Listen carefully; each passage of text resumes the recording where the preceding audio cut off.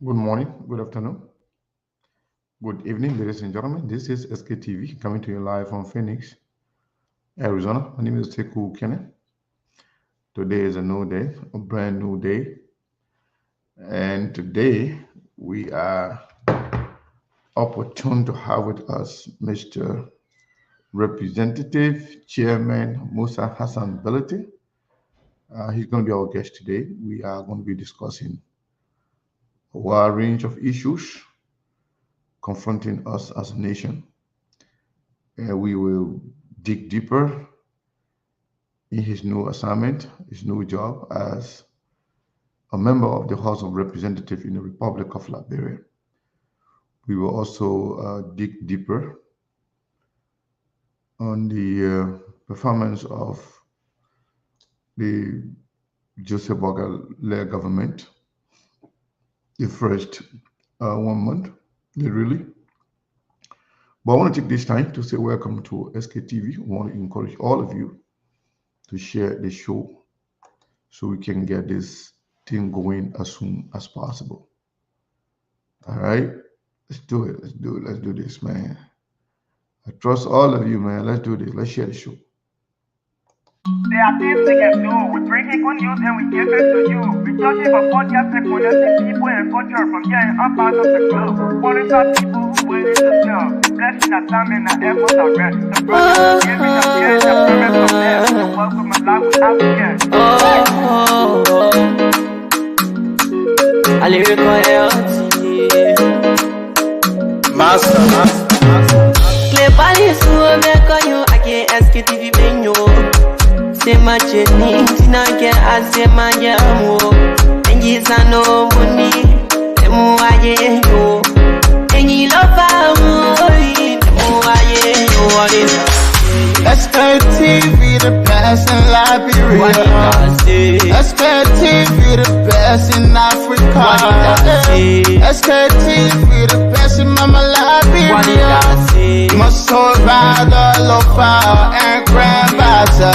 Ena Guinea ya tumale, ena Salia ya tumale, ena Conakry ya tumale, ena Cote d'Ivoire ya tumale, ena Guinea ya tumale, ena Salia ya tumale, ena Conakry ya tumale, ena Cote d'Ivoire ya tumale, ena Nakagiyarina ya tumale, SKTV,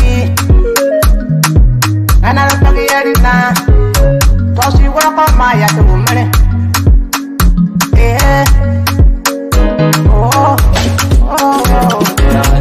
SKTV the best in Liberia. What did I say? SKTV the best in Africa. What did I say? SKTV the best in Mama What did Liberia. I say? Must hold by the lofa and grandfather. There are things we can do. We bring in good news and we give it to you. We touch it for podcasts and connecting people and culture from here and up out of the globe. Foreign people who waiting to sell. The blessing that time and the efforts are rest. The broadcast we giving are real and the promise from best. To work with my life without fear.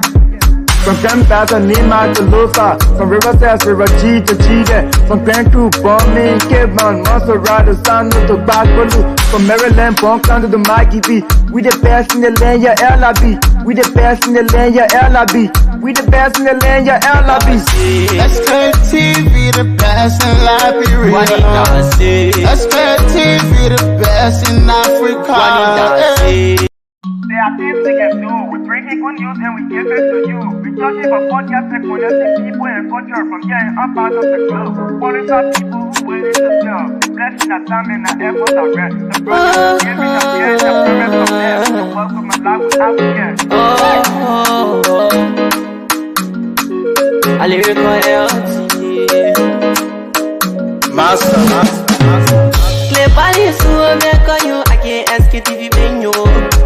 Say my journey, Tina get I say my jamo. And yes I know money.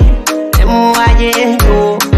And you love me. Emu aye yo. What is SKTV the best in Liberia. what did I say? SKTV the best in Africa. What did I say? SKTV the best in Mama What did I Liberia. say? Must hold by the lofa and grandfather. Ena Guinea ya tumale, ena salia ya tumale, ena kwana gli ya tumale, ena kodubwa ya tumale, ena dine ya tumale, ena salia ya tumale, ena kwana gli ya tumale, ena kodubwa ya tumale, ena na pagiyari na ya tumale, SKTV, ena na pagiyari na, tosi wako ma ya tumale,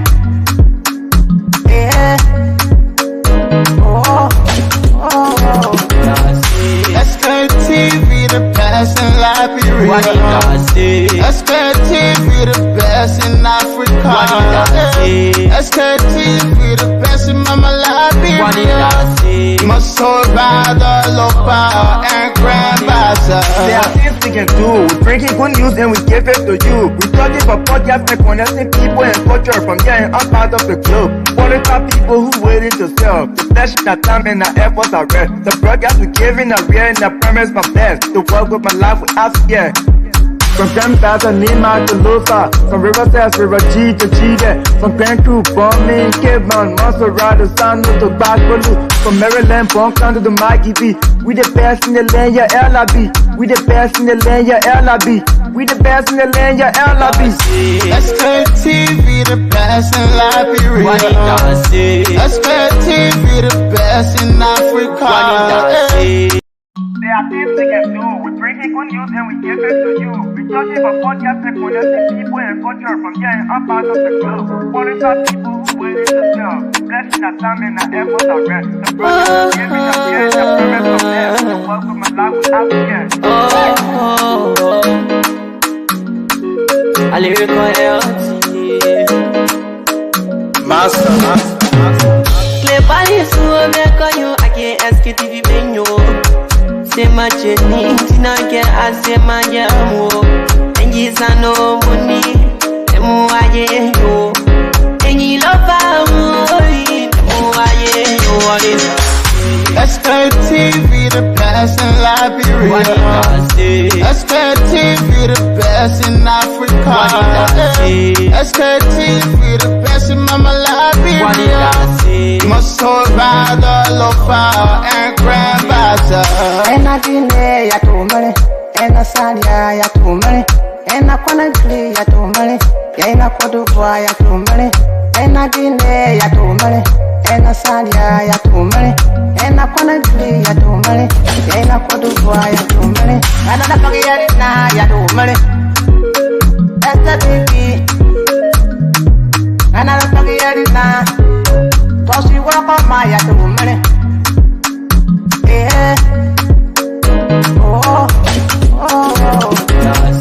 SKTV, the best in Liberia. SKTV, the best in Africa. SKTV, the best in Mama Liberia. Must hold by the local and grandmaster. There are things we can do. We bring in good news and we give it to you. We talking about podcasts and connecting people and culture from here and up out of the club. Qualified people who waiting to sell. The flesh, the time and the efforts are rare. The broadcast we giving are real and the premise my best. To work with my life without fear. From Grandfather, Nima to Lusa, from Riverside, River G to Chile, from Cancun, Bombay, Kidman, Monserrat, San to Bacalu, from Maryland, Bonk to the Mikey B. We the best in the land, yeah, LIB. We the best in the land, yeah, LIB. We the best in the land, yeah, LIB. SKTV, the best in Liberia. SKTV, the best in Africa. There are things we can do. We bring in good news and we give it to you. We talking about podcasts and connecting people and culture from here and up out of the club. Qualified people who waiting to sell. The flesh, the time and the efforts are rare. The brothers giving up here and the premise from there. To work with my life without fear. A lyrical health. Master. Cleverly, so I you again SKTV menu. Se macheni tina ke ase manjamu enji sano muni emu aye yo enyi lofa emu aye yo. SKTV, the best in Liberia. SKTV, the best in Africa. SKTV, the best in Mama Liberia.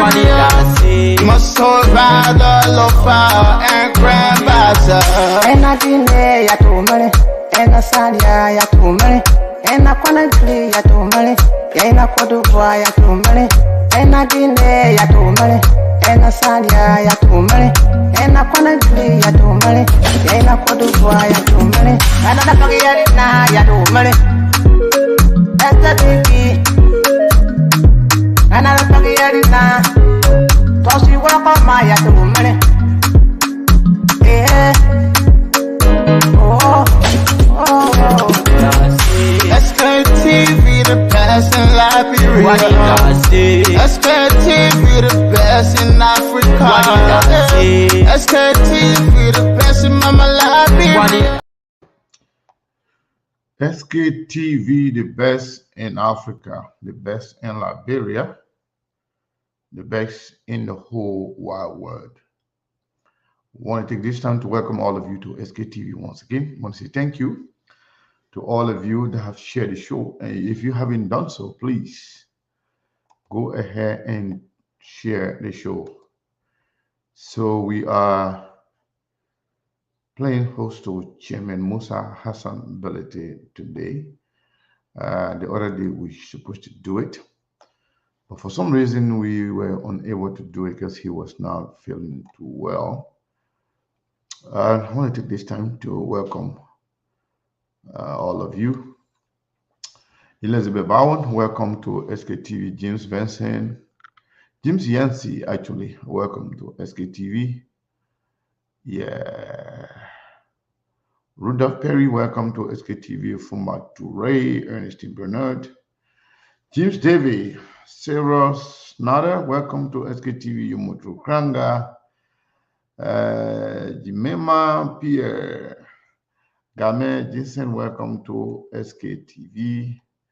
Goblazo, Mustafa Balo, Gwen Smith, Ruth Robert Kwangba, welcome to SKTV. Emmanuel Bro, welcome to SKTV. Watching on YouTube, welcome to SKTV. Lucretia Gibson, welcome to SKTV. Mary Pride. And Life with what? Life with Aura. Welcome to SKTV. Love Flowers. Welcome to SKTV. And Bertha Stewart. Welcome to SKTV. Asata Odosen. And Paul Sholoplay. Welcome to SKTV. By V. Roberts. Adama Sony. Welcome to SKTV. Orito Zina. Sarah Tooley, welcome to SKTV. Mary Kia, welcome to SKTV. Thompson B. Boss, welcome to SKTV. Everybody, let's share the show. Let's share the show. Let me make sure that you are sharing the show, so myself too, I can share the show. Well, look at nobody sharing the show because I played the song for a few minutes and I was trying to share the show, but I didn't see a lot of people sharing the show. Just so you know, when you share, I can know. By the way, when you share, it tells me this person is a sharer.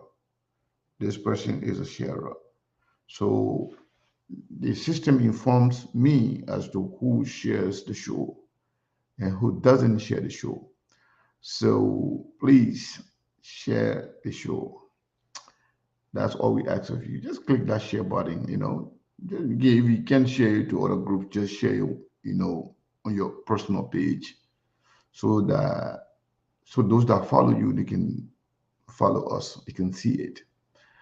Yes, I want to encourage all of you to share the show. Today we are going to be discussing a whole lot today, whether it's the citizenship, whether it's the developmental agenda of Chairman Musa Bility, Representative District number 7, whether is some of the happenings in the country, what would be his perspective, and we have a lot going on today. There are a lot of news there today. I know. The thing is, I can't start talking about all the happenings today until we see you guys sharing the show and other people.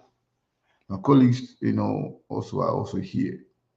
So let me take this time to recognize those of you that haven't recognized. Felicia Gibson, welcome to SKTV. Pretty much for the people that have written something that I can see, I think I've tried to call some people. If I jump your name, I'm sorry. But yes, please go ahead and share the show. Let me double check to make sure that I actually send the link to the chairman. Let's do this right here. But while we do that, let me just play the SKTV song one more time. Since you guys are not sharing the show, let me play SKTV song one more time while I share the show. Let's do that. There are things we can do. We bring in good news and we give it to you. We touch it for podcast and connecting people and culture from here and up out of the globe. Foreign people who willing to sell. Blessing our time and our efforts are rest. The brothers giving us here and the promise of them. The welcome my life without fear. I lyrical Master. Clay Palace, who make on you, I can't SKTV menu. Say my journey, Tina get I say my jamo. And yes, I know money, and more I go. And you love what is SKTV, the best in Liberia. SKTV, the best in Africa. SKTV, the best in Mama Liberia. Must hold by the lofa and grandbaza. Ena Guinea ya tumale, ena Salia ya tumale, ena Conakry ya tumale, ena Cote d'Ivoire ya tumale, ena Guinea ya tumale, ena Salia ya tumale, ena Conakry ya tumale, ena Cote d'Ivoire ya tumale, ena Nakagiyarina ya tumale, SKTV, ena Nakagiyarina, tosi wakoma ya tumale.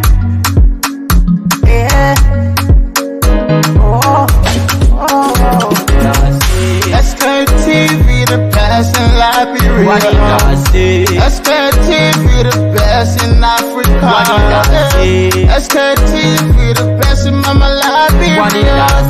Must hold by the lopa and grandbaza. There are things we can do. We bring in good news and we give it to you. We touch it for podcast and connecting people and culture from here and up out of the globe. Foreign people who willing to sell. The flesh, our time and our efforts are rest. The broadcast we giving are real and the promise my best. To work with my life without fear. From Grandfather Nima to Lusa, from Riverside, River G to Chile, from Grand Crew, Bombing, Kidman, Montserrat, San to Bacalu, from Maryland, Bonk to the Mikey B. We the best in the land, yeah, LIB. We the best in the land, yeah, LIB. We the best in the land, yeah, LIB. SKTV, the best in Liberia. SKTV, the best in Africa. Hopefully, Mayborn is ready to go. My man, how are you? Mayborn, can you hear Thank me? you. Yes, indeed. Yes, I'm getting you. I don't know whether you're getting me. Yeah, well, you look all sharp today, man. What's going on, man, with this whole new haircut, man? What's up? Yeah, thank you. I'm great. I'm great. Thank God for life. And thank God for Liberia. Thank God for all Liberians. And indeed, I'm great. Thank God on the rescue. At least if you see my haircut now, you will know that indeed anytime from now on will be rescued. So this haircut simplify that we are moving forward. It means that you are making progress. Okay, I can see Indeed. it. I can see the love in your face. But yeah, so what are the things to making news in Liberia today before we can bring the chairman on? Chairman Musa Hassan Bility will be here shortly. We missed the show. He missed the show the other day because he was not feeling too well. But hopefully he's today available.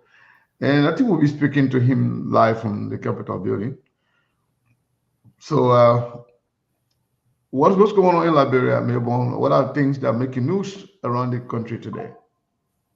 Yeah, okay. So thank you, Seku, and Father, me say thanks to all of our followers. Sorry that, yeah, the few days we've been, there were little some technical glitches, but how be it, it's good to be back on the SKTV, the most informative and, yeah, the programs. And in fact, to our Liberians, especially those who feel that maybe their voices cannot easily be heard. Yes, indeed. Thank you so much for also following us, for also taking all of your time. So yes, we are good in Liberia. Yes, apart from the dead news coming from one of the sons from Nima County, Honorable Johnson Guaglo, the late now. Yes, in fact, that's one of the sad news here back home, but we are moving on strong with the case between Prophet Key and that Judy Andy again on today that we saw Prophet Key today at the court. Yes, right there at the court. Allegations of insults are coming from him, Prophet Key, according to Judy Andy.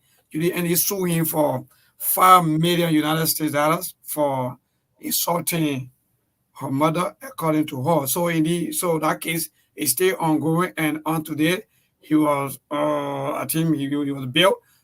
Mind you, that case is bailable, so he had to be bailed to go home. So Prophet Key, I think, according to the information that we gathering, he's already home coming from the court. So yes, indeed, again, another thing uh is the news of this, I call, sorry, of the central bank governor and that of the some of his deputies or three others, according to the information that we got, that indeed they were summoned by the court for contempt charges. Indeed, so uh, uh, so we're still waiting as to whether they're going to appear or not on today. But if you see the time, that alone tells you that they may not come on today. But according to the court, they should arrest the central bank governor and three others or and other along with him from his office of or for contempt charges.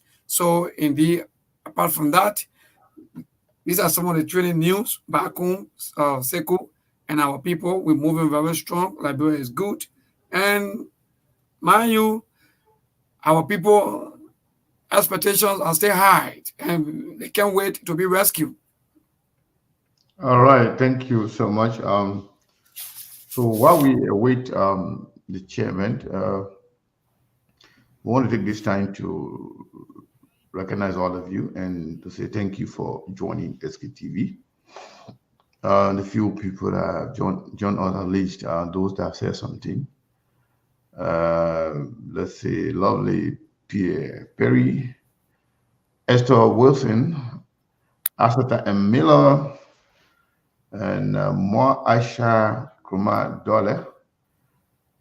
Welcome to SKT. My own Judo, but Oh, good.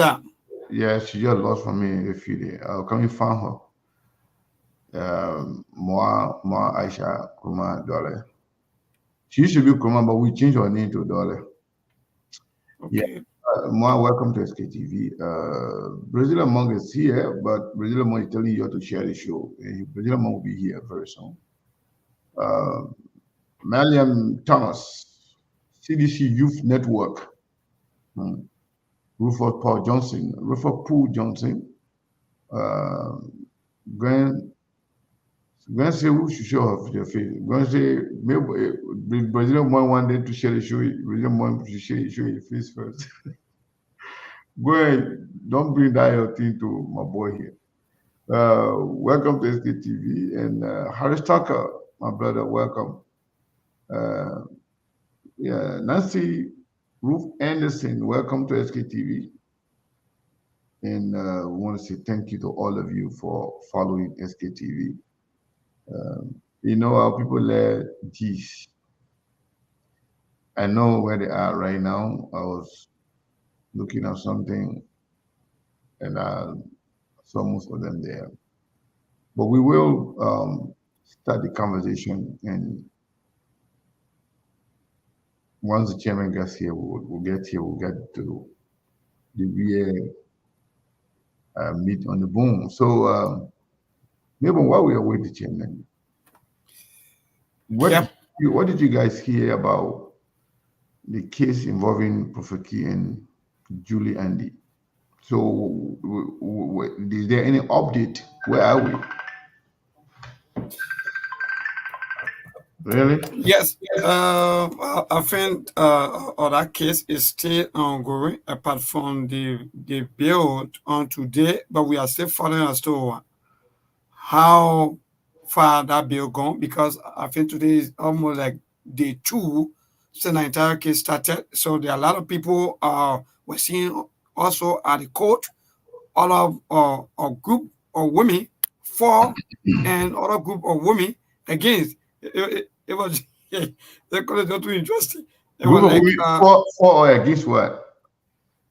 when I'm talking about four, that means other women also So women mind you supporting, women supporting Julie Andy, some women supporting indeed. Key? Indeed, yes, indeed. So some of the buyer talk that were hearing today at the back, there's some of them were saying that, why was Julie Andy when there are a lot of women, that were mistreated, some women that lost their lives, and so many things happen to women here, and we can't easily hear her talking about it.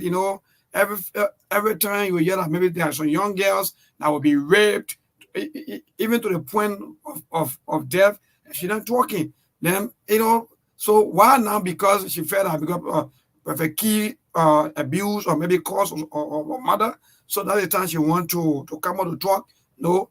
Then the other women too also on her side, they are saying, no, what Perfect Key been doing is wrong. Perfect Key has no right to be abusing, women only in the name of politics, seeing himself as someone who has no respect for women. That's not the right thing to do. So there are just mixed reactions, coming from the ladies or from women back on the entire issue of Prophet Key and other Julie Andy going to court.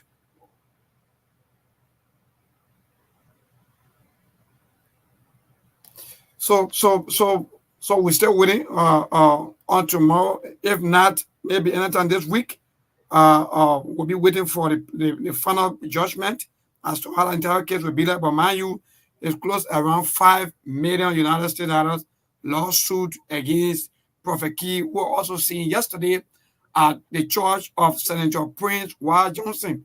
Also on yesterday, Prophet Key yesterday was seen yesterday at the church. And in fact, he was not just seen and sitting at maybe I don't know a member, but he was given a VIP treatment also at the church, and he was also allowed to also speak out on yesterday. So mind you too, also yesterday, there are a lot of mixed reactions also on that as to why will you allow Prophet Key to go to the church and sit even at a high table? Why will you even allow you to even talk? So Liberians, not easy Anyway, circle. Yeah, and Brazilian that's, monk, but that's Liberia, Melbourne. Thank you so much. We really, really appreciate it. Mr. Brazilian monk, my brother Saros, how are you doing, sir? What's up, guys? What's up, Melbourne? And I'm our great. listening I'm great. audience, Thank God. the listening audience as usual. Another day, Monday, first day of the work week, and we are back on the show, ready for business. The Yeah. Prophet Key situation. Anyway, go ahead. You're trying to say something, Sigrid. No. Yeah, so just trying to tell you, say the chairman going to be here today. Okay. According to the information, he will be joining us live from his office on the Capitol Hill.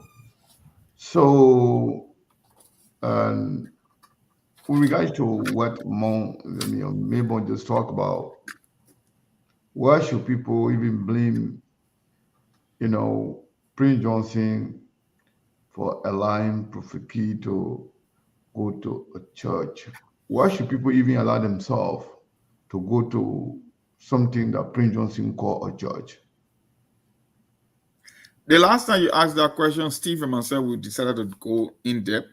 Yeah. We have concluded that Christianity, the liberalization of Christianity, is almost like a mockery. People don't have respect for the religion, especially when it comes to Liberia. And religion is used as a tool in Liberia for people with bad actors, bad characters. They always leverage religion because There are certain teachings that are fundamental to the Christian Bible about forgiveness that people bought into, and they believe it's one of the creed of Christianity. That you should forgive somebody 70 times 7. So you know the killers and the warmongers, and it's even in the Bible that a men who were persecuting Christians wrote to tear of the New Testament. That's how it came from from Saul to Paul. So the people who weaponize Christianity for their own political motives are the ones that hiding behind the pulpit. And you got people that will wake up from bed on the Sunday morning, will go and sit on the leg of Prince Johnson. So the question I ask, if you think Prince Johnson is worthy enough of standing behind the pulpit, then why would you want to question Prophet Key going to church? If you want to be the moral police, Prophet Key and Prince Johnson, who committed the most atrocity? So if you can go to a Prince Johnson church, then how can you raise credibility or raise the issue about Prophet Key? It makes no goddamn sense. It's crazy. It's an insult. Yeah, I would choose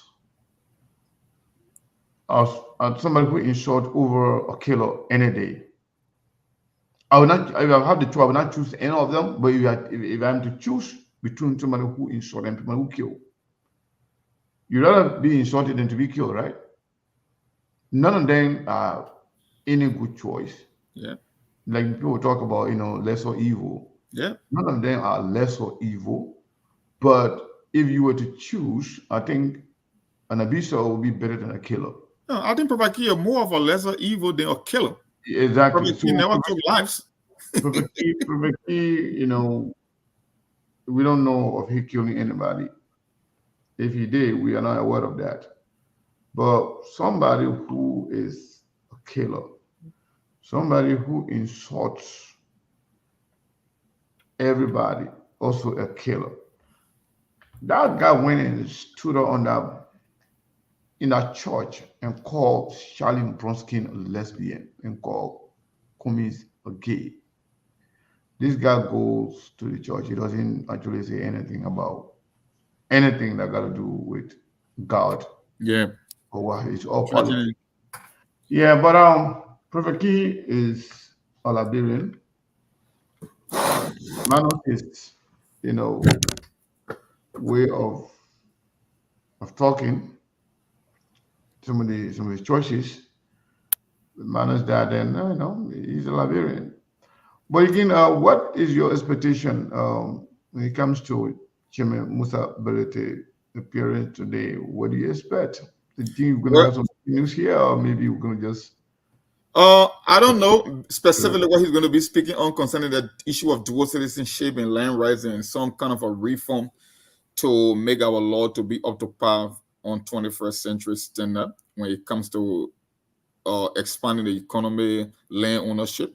I think that's what he was supposed to talk about. So it all depends what the chairman will decide to delve into today, and we can go further into that. I would like for Chairman Yato to be on the kind of a discussion when it comes to the issue of dual citizenship, because he was one of those that pushed for that particular bill. He went on the ground and lobbied for that particular bill. So he more knowledgeable. He kind of between the laws and some of the constitutional amendment or referendum or whatsoever. So I really like for him to be on the show when it comes to this kind of a discussion with Chairman Bility as well on that subject matter.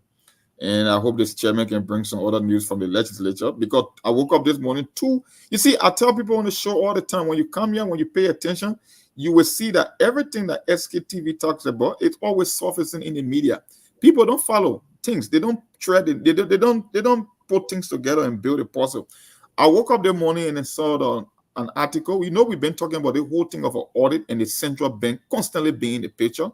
Some people believe that it's a political trick to muddy the water, because you get the president raising objection, the Al Gore administration. And another article came out this morning concerning Rachel Kuhn and how the government requested an additional $83 million without the consent of the legislature, which were almost like a money that was taken for them to go, under the disguise that there were political tension in the country and they wanted to pay Civil 7 so that people could could have basic services in case of electoral malpractice or violence, which was a lie. We all know that was not the case. And a sitting administration cannot make the case that the reason that you took money from the central bank. It was the president that requested for that money. 2 separate payments totaling $83 million US in December while on their way out. But you know what? We'll go into that. I will try to read that article so people can get to know, maybe after Chairman Bility or before, either way. Hold on. No, I want you to expand on that a little bit. Yep. $83 million. Who took that? In 2 separate payments that was made or request from George Weah government to the central bank, because you know there are provision, the public or financial management laws, and the act governing the central bank. There is a loophole. You see, that's why we told people in this going election that it was the greatest mistake you ever made coming from Unity Party and going back to Unity Party after CDC. Because if you've been following things, or everything that CDC did, they copied it from Unity Party. If people can remember, during the charges that were leveled against Charles Sirleaf and Milton Weeks, where the lawmaker called them to testify, saying that they printed money without the consent of the legislature, and they cited a provision in that central bank act or law that gave them the right to print money without the consent and advice of the legislature. It was the same trick that George Weah used, because they couldn't have met those conditions set up. Because the guy the Richard Kuhn who was raising this objection from the House, he was saying that Samuel 12 said, based on the IMF rule, there was no way for them to have taken money from the central bank. But guess what? The central bank used those same loopholes that Unity Party used under the Milton Weeks to take $83 million in 2 separate payments under the disguise of some kind of emergency, like maybe the election were resulted to chaos and violence, and they wanted to pay Saver 70, just make it milky, and then took $83 million out. So they want to know what happened. Yes. Say with that country, it's something else. You won't believe it. Yeah, I mean, even the revelations by Honorable Yeka Kolba the other day about how presidents been paying for nothing money to some of the political actors, you know, spreading the payment from central bank to NSA to maritime, 10,000, 20,000 here and there on a monthly basis. That was so scary to me. And those are just a few that we know. There are more things in the back that we don't know, that are not being discussed. And there are a lot of other things that other people know, they don't talk about it. And Yeke Kolba, who talks about things like that, he even consider, even label about somebody do as a crazy man. And Yeke is the most intelligent, one of the most intelligent person in that country. He's very, very calculative and measure. Everything Yeke is doing has been, you know, he's been strategic about doing it.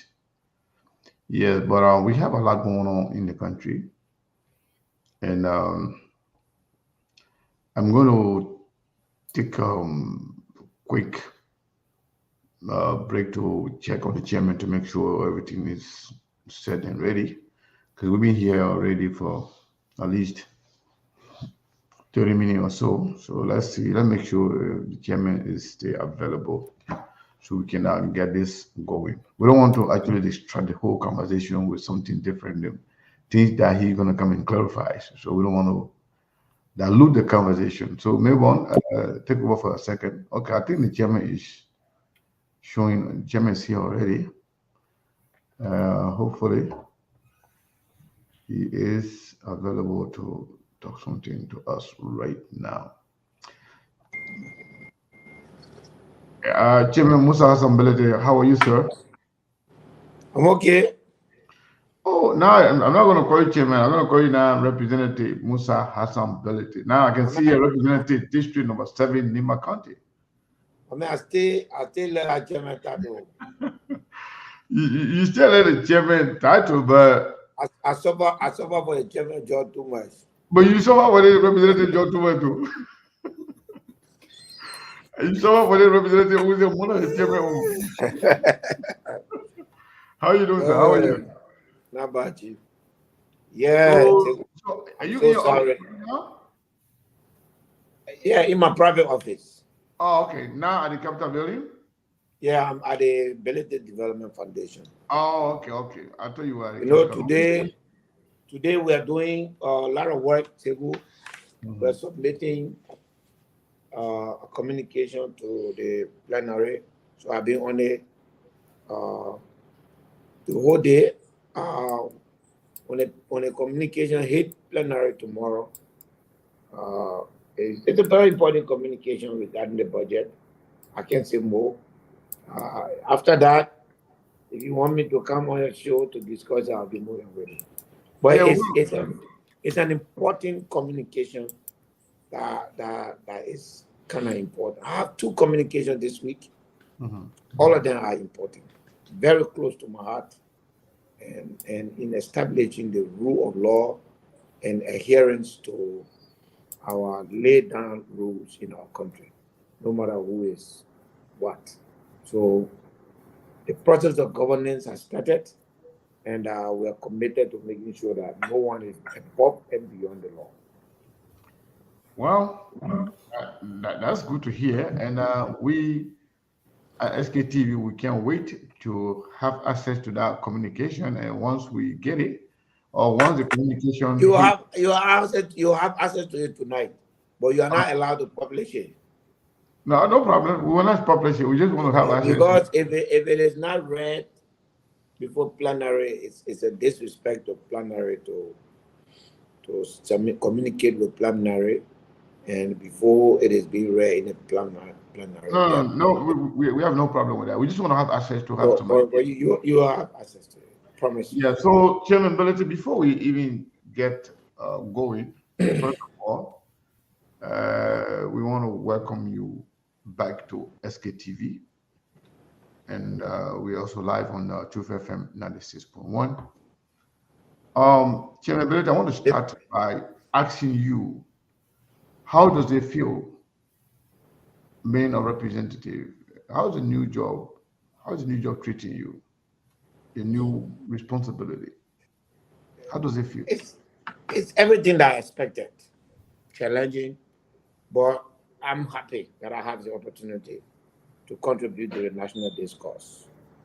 And for me, that's all that matters to me. And I'm happy that I'm here, trying to make sure that these things are done.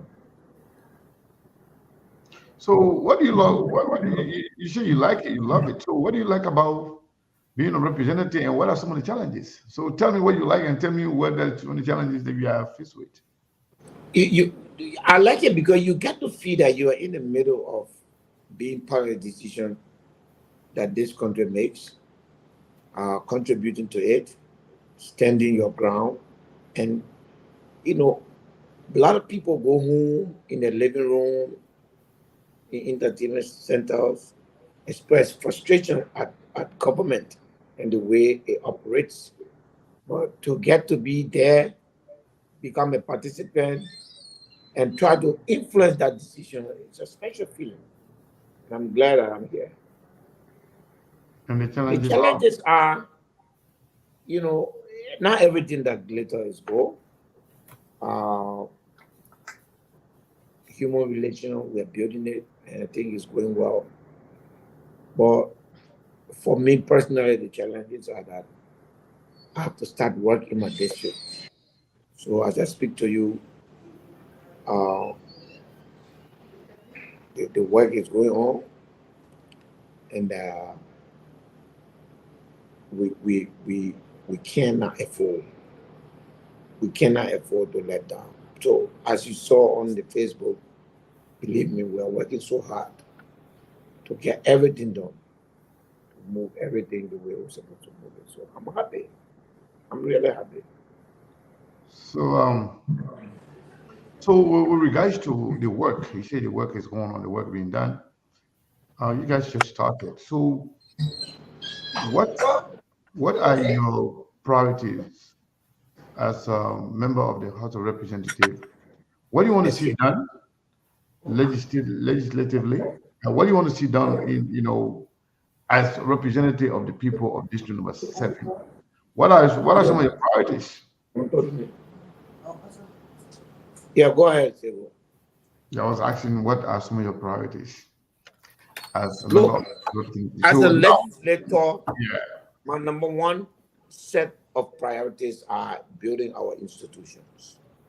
As you saw, our first bill is to review and revise our alien and nationality law. That, for me, that was the height of injustice for our brothers that are out there in around the world, including you, Sebu, that your son, your daughter must not wake up one morning and consider herself a non-Liberian. That's wrong. The law will change that.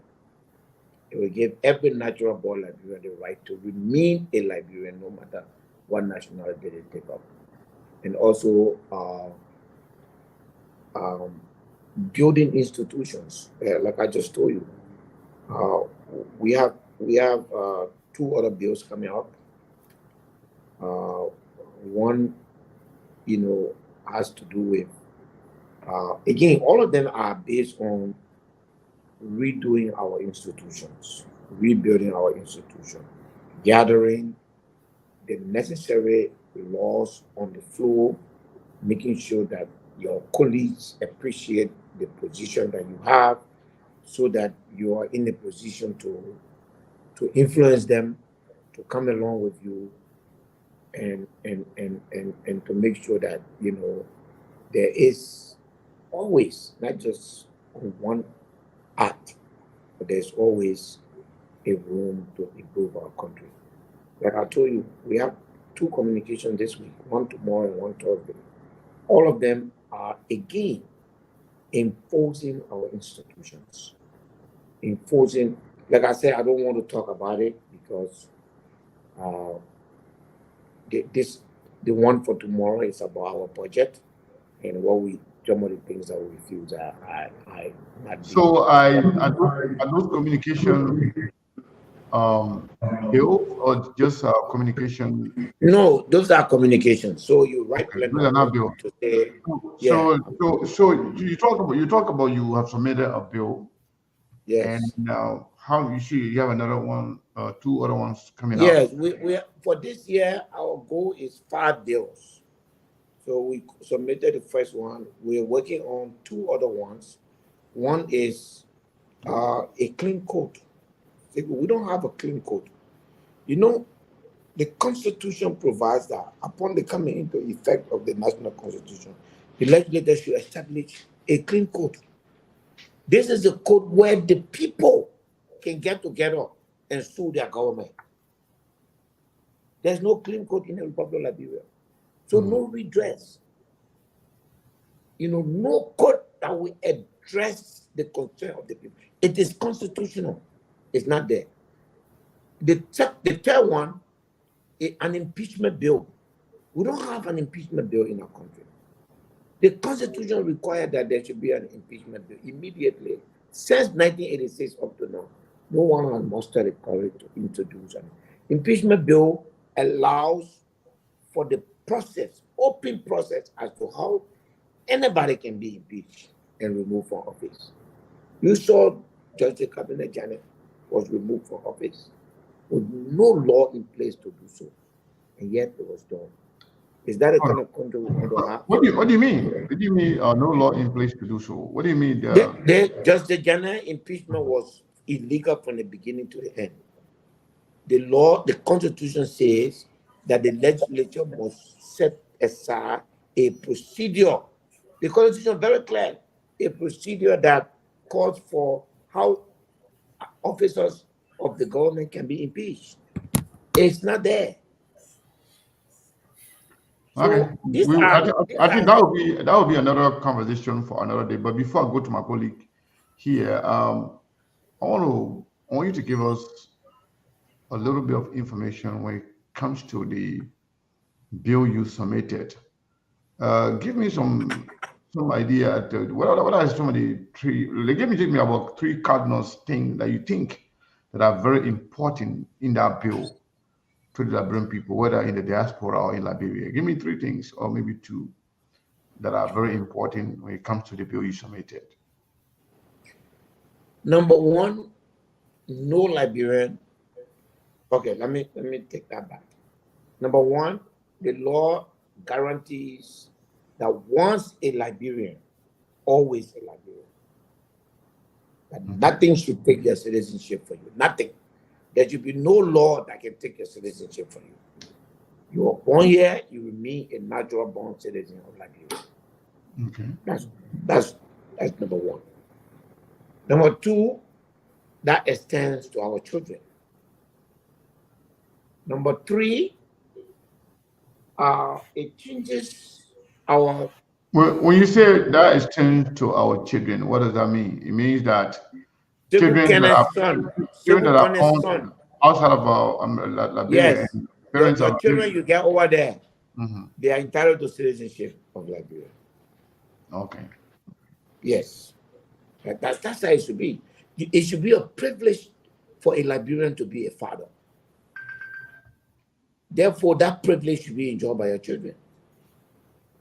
Okay. And then on the it's number three. You are at number three now.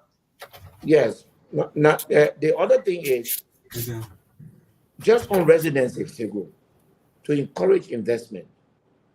People who have investment in the country and are investing in Liberia should be able to apply for residency, and they can get 10 years. Since 1847 up to today, no foreigner has been allowed to live in Liberia for more than 1 year. What do you mean for more than 1 year? No foreigner lives in Liberia for more than 1 year. So all the over there, more than 1 year, they live in there illegally? No, every year they got to go to immigration to renew paper. What is that? And so how do you encourage these people to invest? How do you encourage them to stay and be part of our development process? So we're going to change that. We're also going to change. There's no restriction on what kind of labor, what category of laborers come to Liberia. So this law says, unless you are a skilled laborer, you cannot come to Liberia to work. So if you are an alien, you come into Liberia, you must come with skill. Other than that, go to the mines. Every liberal work is being done by foreigners, and Liberians are just sitting up by radio, listening to radio every day, complaining. So this law will change that. Semi-skilled, unskilled laborers cannot be imported into Liberia. Wow. Let me go to Brazilian Monk. Maybe he has a question. Monk, are you there? Yeah, I just want to remind you that Chairman Yato is requesting the link as well on this whole issue. Chairman Yato, the last time you told me to send it to him, he never even responded. He never said anything. Oh, yeah? Yeah, he never even said anything, never acknowledged it. He did not say anything. So that's why I didn't bother to send it to him today. Because I can send it to him again. But the last time I did, he never even commented on it. So you asked me to send it to him that time. Yeah, I just called him on the phone not too long ago, because. All right, so I was sending it to him. Yeah, hi, Chairman Bility. I mean, Honorable Musa Hassan Bility. Now you are a lawmaker from District 7, Nima County, the Electoral College of Liberia, Spring Johnson will put it. You know, I'm one of those that believe in stronger institutions. You cannot build a country without institution, and kind of support that idea that you have to revisit our alien and nationality laws. For a guy like you, who from the business sector, even though you are state chairman of Liberty Party, so you've been dabbling into politics for a while. I just want to know, and I think the bill, it says a lot about you taking your business acumen and bringing it to politics to see how you can help improve the public sector. And one of the things people have problem with is the whole idea when it comes to jobs, you just talk about skill, and it's happening all over the world, even in advanced country. People don't just bring people to their country because you are competing with other countries around the world, so they're looking for skilled and semi-skilled laborers to come and add value. You know, you cannot just go to one poor country, just take everybody and bring them here. No, they want to balance it. So my thing is, why you think you have learned from the business sector or the private sector that you think you can replicate those efforts in the public sector in order to make the government or our way of doing things much better now that you're a lawmaker? Because you said it's not only about being in government, but having a say, and you represent an entire district. So that's what we'll be looking forward to see from you when it comes to ideas, things that you can bring to the legislature. Because our legislature, we're not short on laws in Liberia, we are just short on implementing laws that already exist on the books. So when you're coming up with the kind of a creative idea how to help boom the economy or bringing skilled labor to Liberia, I just want to know what are some of the things you learn from the business sector that you think you can replicate or duplicate in politics in order to make our governance process much better. Yes, thank you, sir. Mon, let me say this. Number one, where we are, where we find ourselves, business is where you are challenged every day, and you're trying to find a result, but you're looking for outcome. Yes. You got LEC, you got Water and Seawall, you have NPA. Most of these entities, FPRC, they are just, you know, they're just making ends meet. We have to turn them into profit-making entities. Profitable. They are enterprises. They are businesses. They call them state-owned enterprises. They have to make money. So we will find creative ways. We will, like, as I speak to you, one of the things, like the budget, my letter, which I'll be glad to come back to discuss, is focused on the budget, why it's submitted, the things that I see that are not okay and how we should correct it. I will not read it because it's going to be read to plenary tomorrow, and hopefully we will discuss about it. But at every level of government, what I want to bring on the table is result. Hello, are you with me? I'm here. Yeah, result. You're alive. We are seeing you, Mr. Chairman. Just go ahead. Yes, I want to bring result. I want to make sure that whenever I make a proposal, it's going to be based on getting things to the people. I'm looking forward to seeing the budget for the government. There where I will play the part that I need to play. I'm looking forward to proposing the privatization of LEC, the privatization of FPRC, the privatization of the NPA, and the privatization of the Monrovia Transit Authority, for instance. Places where we can privatize. Look at the telecom sector. It has been privatized. I think that it was done poorly, because if the government had maintained shares in those companies and say, look, we can, like Orange, for instance, if the government has said, come, the government Liberia will have 25%. Believe me, you'll be talking about almost $5-10 million every year coming from those entities straight into government budget. Those money could have been dedicated to education. They could have been dedicated to healthcare. They could have been dedicated to different segments.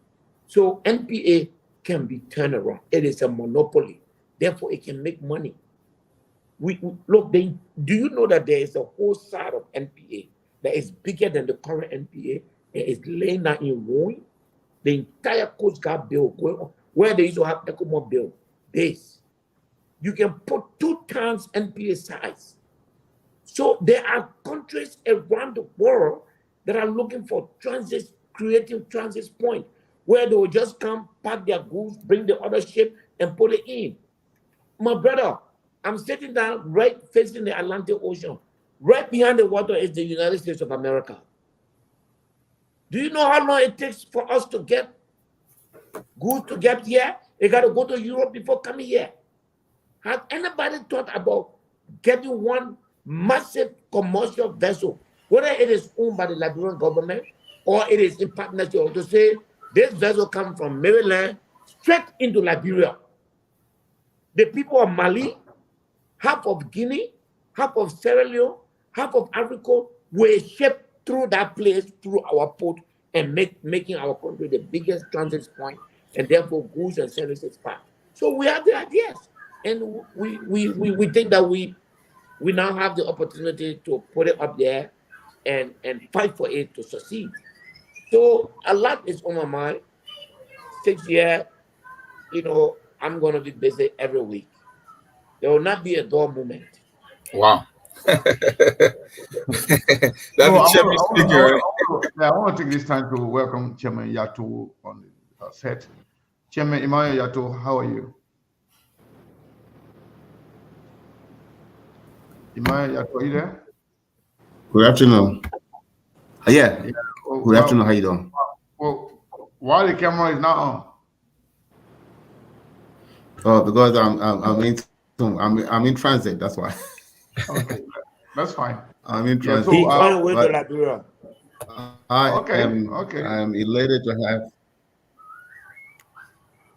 Go ahead. I'm elated to have the chairman on here. I'm a little disappointed in the chairman. Okay. Go ahead. I'm a little bit disappointed in the chairman. Go ahead. Chairman Musa is one of a kind in Liberia. Okay. It looks like there's some delay. Yeah. There's a delay there. But we are hearing you. You can hear me? Yeah, I'm hearing you loud and clear. Everything's good. I said I'm disappointed in chairman. I said you can hear me now? I'm disappointed in chairman. We've been hearing you the whole time. Musa is one of a kind in Liberia. Let me get off and come back in. All right. Okay? Yeah, I think he's having some. Let me get off and come back in. I'm in a get out and come back in. I'll call you right back. Let me get up and come back in. Yeah, let's do that.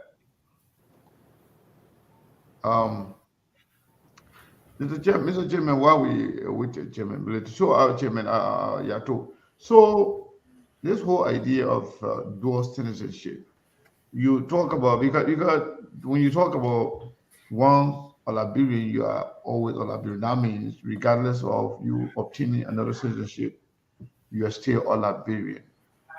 And a lot of the people were discussing your proposal, your bill here. Somebody talk about, Chairman Musa Bility said on another show that regardless of who you are, whether it doesn't matter the color of your skin, everybody should have equal right. And does your bill include giving citizenship to non-Negroes, people who are not Black, like white people, Lebanese, and other colors? I mean, does your bill include that? So these people, they should not forget. I see Musa Bility here. So when you bring nonsense to me, I will give it back to you. It doesn't mean because I'm in the house. So everybody come here and talk trash, I'll respond to the person because that's a blatant lie. That is misinformation. First of all, the Constitution of Liberia does not allow people that are not of African descent to become citizens of Liberia. So therefore, I alone cannot propose a constitutional change. So the issue of citizenship was restricted only to Liberians. Okay. And then non-Liberians who are of African descent can naturalize in a 5 years period. Okay?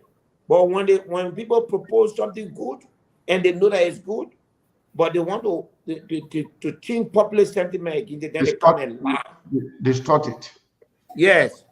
It's not if the person did not go to school, they don't have good education, so they come here and spew gibberish.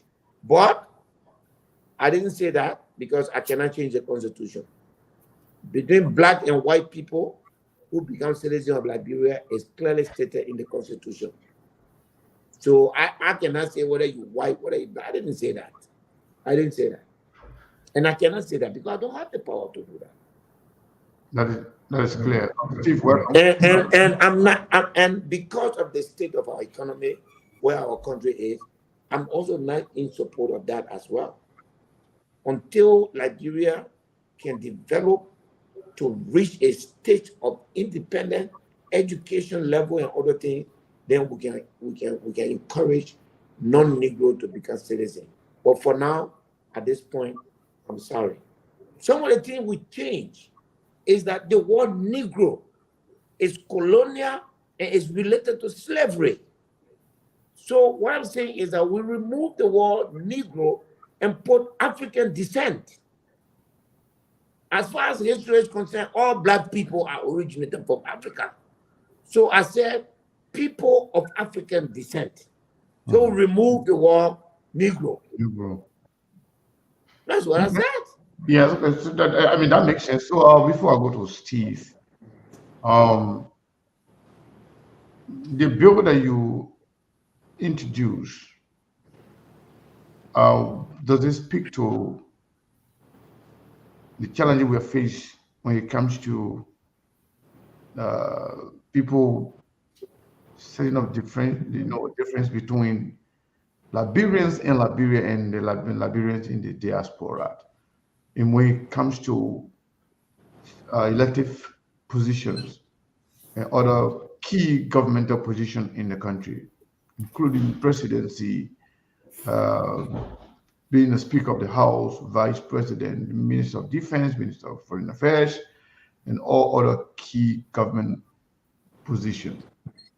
Does your bill speak to that? Should everybody, once you are Liberians, should be you remain Liberians? So does that mean you have all your right? You know, you have all your right in place as a Liberian, regardless of your location. Yes, my bill said no restriction. We can restrict the money you send to us here. No. Yeah? The money that you people can send to us in this country, without it, there will be no Liberia. You know that? True. The banks cannot even operate because because of you people, they are rotating their money. Because what you send there is kept there, and then they always bring fresh money through a financial transportation. Yep. Do you understand and know how much you contribute to the? So why they can say why we can restrict that one? Okay. Yeah? So at the end of the day, once a Liberian, always a Liberian. By the way, the law already say you can be president if you want to. If you get a green card or Moses, if you got citizenship, you can be president. The current law says so. But the only problem is that you must go to court to denounce the citizenship you have, and then kind of for what? Why should we curse? Why should we frown on achievement? Why should we frown when our compatriots work hard, go into other countries, excel to the level of becoming citizens of those countries? We should celebrate those people. It should not be a curse for a fellow Liberian to say this person is a Liberian American or American Liberian, or this person is a British Liberian, or it's a Swedish Liberian. What's wrong with that? Every day. By the way, people in Liberia, they're carrying foreign passport all over. Even you go anywhere right now, they passport all over, but they're hiding it. They got to go to Ghana and then get in the plane from Ghana and go to America. No, I'm saying enough of the hiding. Leave the people alone. Let them get everywhere they want to get. And some of the other things for business people. Even if I want my business partner to get in a plane to come to Liberia tomorrow, it's not possible. You have to apply for visa. You got to the rules say there must be visa on arrival in Liberia for foreigners. And they can be here for up to 90 days. All right. Thank you so much, Bility. I have a lot of questions, but let's talk to Steve. Steve, how are you doing? And do you have any question for? I don't know what happening, but the internet is very shaky. Yeah, I think it's from your end. We are fine. From my side? Yeah, but I think we should be good. Stevie, you good? Can you hear Chairman Yes, Bility? I can hear you guys. Well, good afternoon, good evening, everyone. Thanks to True FM for relaying the program. Representative Chairman Musa Bility, good to have you back on SKTV. I've been following to some extent. I've been following the show to some extent. I want to kickstart my questions by going back to something you said, because yesterday we had Honorable Yege Koluba on here about the impeachment bill, the impeachment aspects of the bill, the impeachment bill that you talked about, or looking into having possible impeachment offenses becoming, and I'm paraphrasing, becoming legitimate. My question to you, or legal, my question to you is, what do you make of President Joseph Yuma Boakai as a sitting representative now? What do you make of his visit to Ghana that he told you guys, according to Yege Koluba, he wrote the horse that he was traveling, but his press secretary says something different, and even going on a private plane? And what do you also make of Vice President Jeremiah Kuhn on a private plane as well? Do you think these could amount to impeachable offenses? What do you make of that?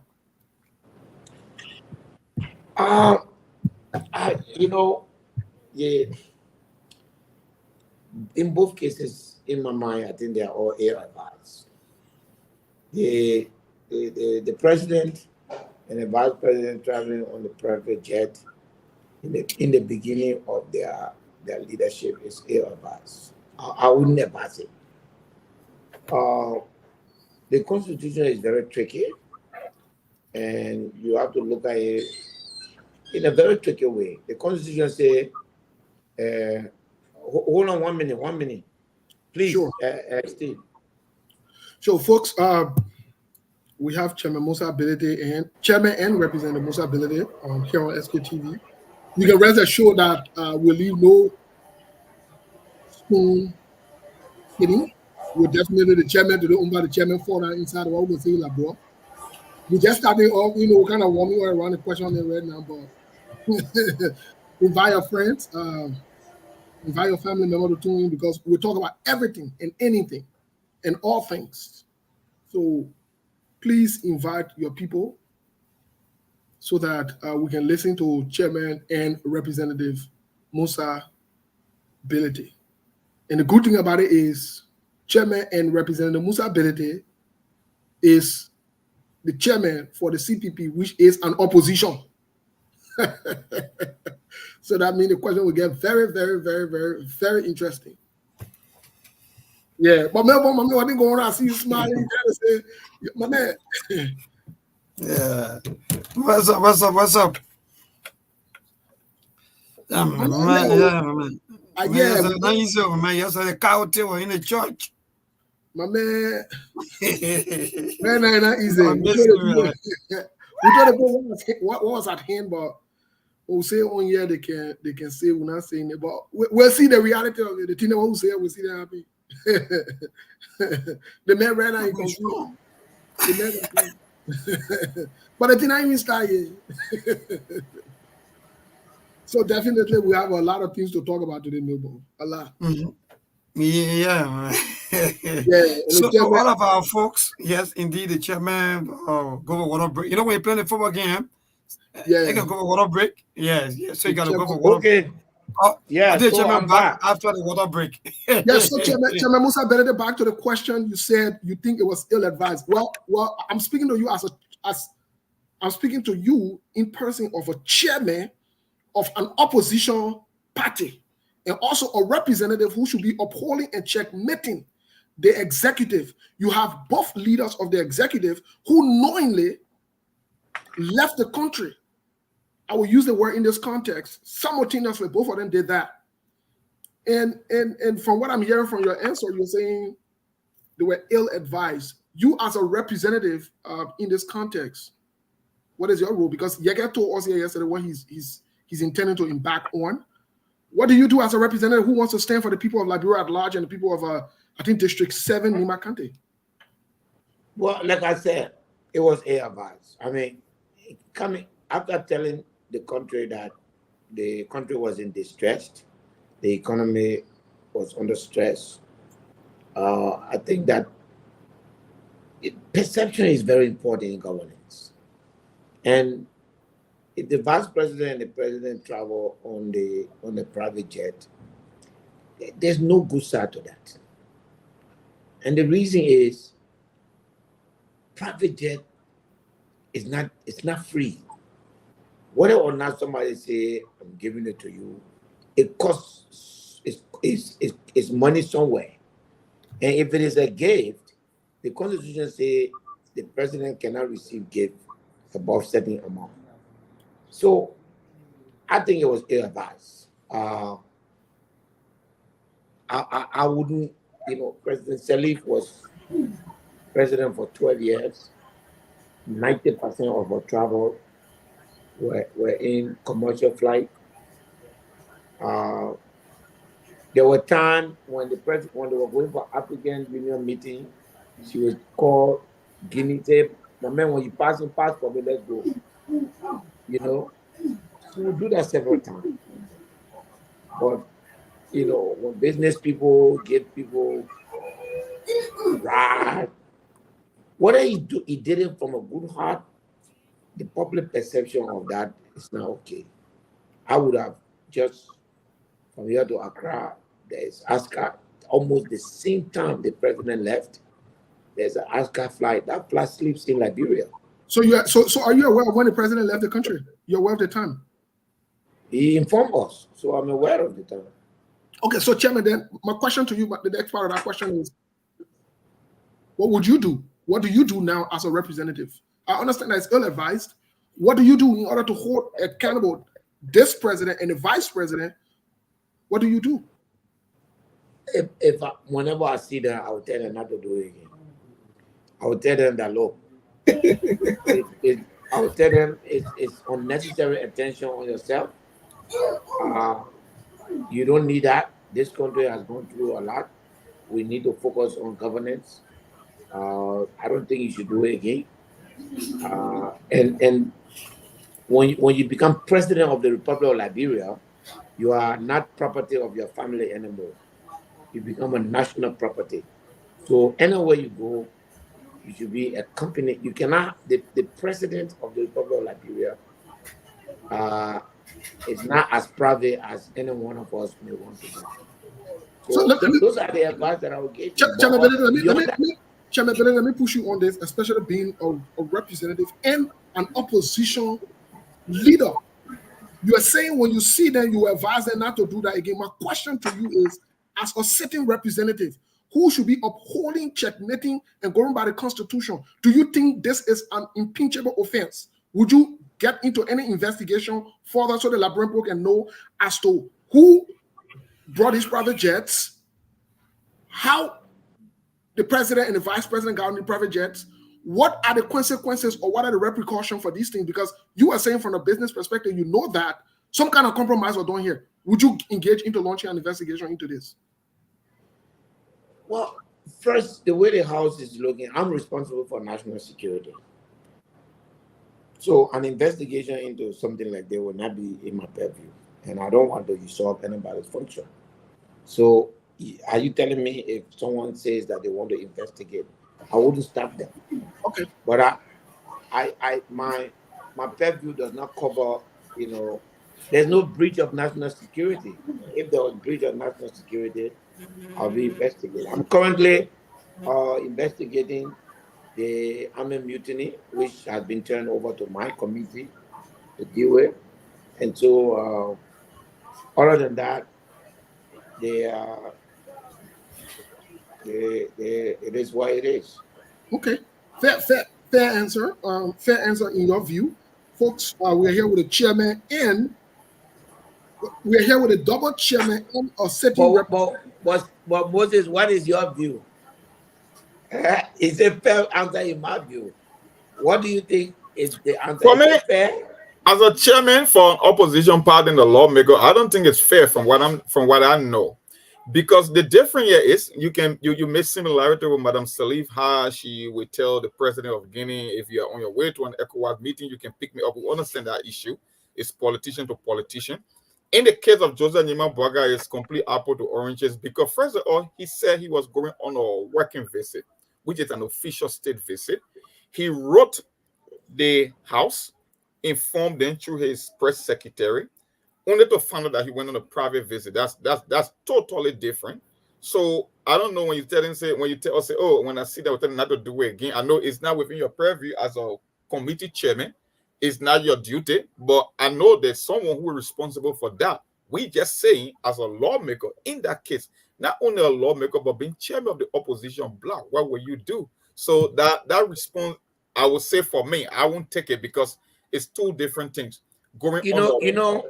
Yeah, Chief,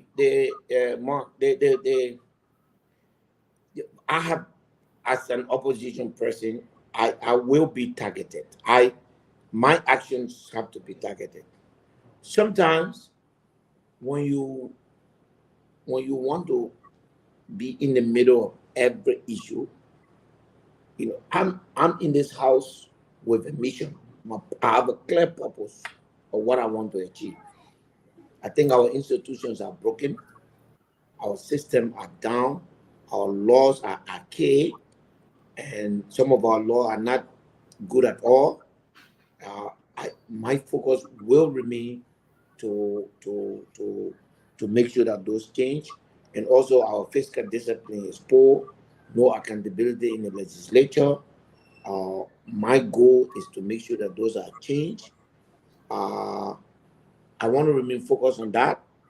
One thing I've observed in government is that it needs to be targeted in your actions. It's important to pick a few things and try to make sure that those things are changed.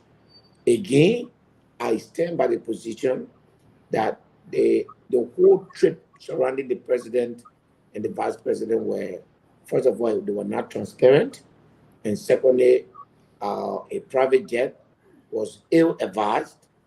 I'm not a lawyer. I have not consulted my lawyer to see whether there were violations. Even if there were violations, given the gravity of our national situation, I will use this to speak to the president and the vice president as a first instinct to say that for the sake of the country, this is not okay, and next time don't do it. Okay. I stand by that. Okay, so Chairman, what you are literally saying from my understanding here, because you sound like your political leader when you talk about restructuring institution is one of the major, some of the issues that Mr. Alexander Cummings push, that the country cannot make progress in the absence of credible and fluent institution, and that's exactly what you are saying here. But in another sense, accountability is an important thing that your political leader talk about. So what you are technically saying to us here is, you know what, maybe they violated the law, but we want to be targeted in our approach. That is, we're going to cherry pick the one that will bring more return on investment rather than going to trivial things. That's how what I'm maybe I should be more clear on this. I feel the people of Liberia every morning. I know what is important to them and I know what is not. Today, we got issue of bread and butter. Some people have not taken pay. Too many issues. I met my friend from the police station. A friend of mine is in the higher up, and he showed me the picture of his office. It's like a prison house, totally dilapidated. So institutions are broken down. You understand what I'm saying? Therefore, you have to always, and that's one mistake that Liberian politicians make. You have to always target what you focus on as a politician. Okay, let's assume that it was wrong. You still have several questions to go to. Are these impeachable offenses? Are these offenses for reprimand? Or are these offenses for you to just make political gains? Chairman Bility, can I ask you a straightforward question? Yes. What is your relationship with Joseph Yuma Boakai currently, Jeremiah Kun, vis-a-vis of you running in support most recently to be Deputy Speaker by the Unity Party? What is your relationship with them? My relationship with President Boakai, I consider to be perfect, respectful, and we've met 3 times. Every one of them have been respectable. But bossman, I am not going to be a walk in the park. I have a lot of issues that will be addressed. And this issue will be addressed and will be addressed very soon. So as I speak to you, like I said, from tomorrow you will hear from me. From Thursday you will hear from me, all on governance issue. You understand? But at the same time, there are too many fights. I have to pick mine. I cannot be all over fighting. That was during the campaign. Let me ask you another question, Chairman Bility, in regards to this issue, because we're just on one question, but let me ask you this part C of this question. Yes. You are in charge of national security or defend national security in the country in the House of Representatives. Do you think riding of the private jet from both leaders of the executive, the vice president and the president currently, do you think that could amount to any national security threat? And would you engage into an investigation into this? You mean for 2 of them to travel? Traveling, riding the private jet, do you think it could amount, if investigations is conducted, do you think it could amount to any national security issues or threat? And if so, what would be your action? No, I didn't see any violation of any national security. But you haven't conducted an interview, though. You haven't even conducted an investigation, Chairman. How would you automatically just assume that? Because there's no report of any threat to our national security because the 2 of them travel. Okay. I mean, I cannot just. I'm not the police director or the NSA, so I don't make the claim. My job is when the threat assessment is made, and you can weigh on that. Move in to, but I can't. I'm not the director. You know, I mean, I'm sure the EPS director can answer this to say whether that travel was a threat to their security. And if there's a threat to the security of the president, then I would say that's a threat to our nation. Therefore, there's a threat. Yes. Okay, well, Chairman, thank you so much. Folks, if you're just following us, this is SKTV. We're getting the Chairman started off here. You know, we didn't get into the question, and I see the Chairman facing himself very, very well because today, yeah. But Chairman, let's get to the bill that you wrote these few days. I think it was on the 6th that you kind of made it public to the public. The 6th of this month. First of all, let me start off by saying I have my personal biases by saying congratulations and thank you for this bill. Let me say it that way because, and we can say politics are interest. So anything that will be in our interest, we who in the diaspora, we got to commend anybody that's fighting for that. So I want to say thank you so much for bringing this up. But here's my question as I was going through the bill, though, just to touch around it. First of all, as I was going through the general proposed amendment part of this bill, I saw something that caught my attention. It seemed more like when I opened it, it seemed like you are the only person on the bill so far. Is there room to get other people to sponsor, co-sponsors, and other things? And who are you working with on this? So the bill going into the committee room, I already have about 21 sponsors. Okay. You know, when the bill comes outside, right? You know, I wanted to be careful, not for other lawmakers who will not be named as sponsor to feel that they are left out. Sure. So you want to make sure, but I did extensive consultation. Okay. And I as far as the House is concerned, I believe that, you know, we are in good shape. Okay, that's what in the House though. One would say that's politics. In terms of Liberians on ground, those in the diaspora, are you consulting with people? Have you consulted with them? Who's working with you on this? Because this is a big venture. I'm coming to the diaspora next month. You know, Okay. And I'm waiting for a legislature to close. Sure.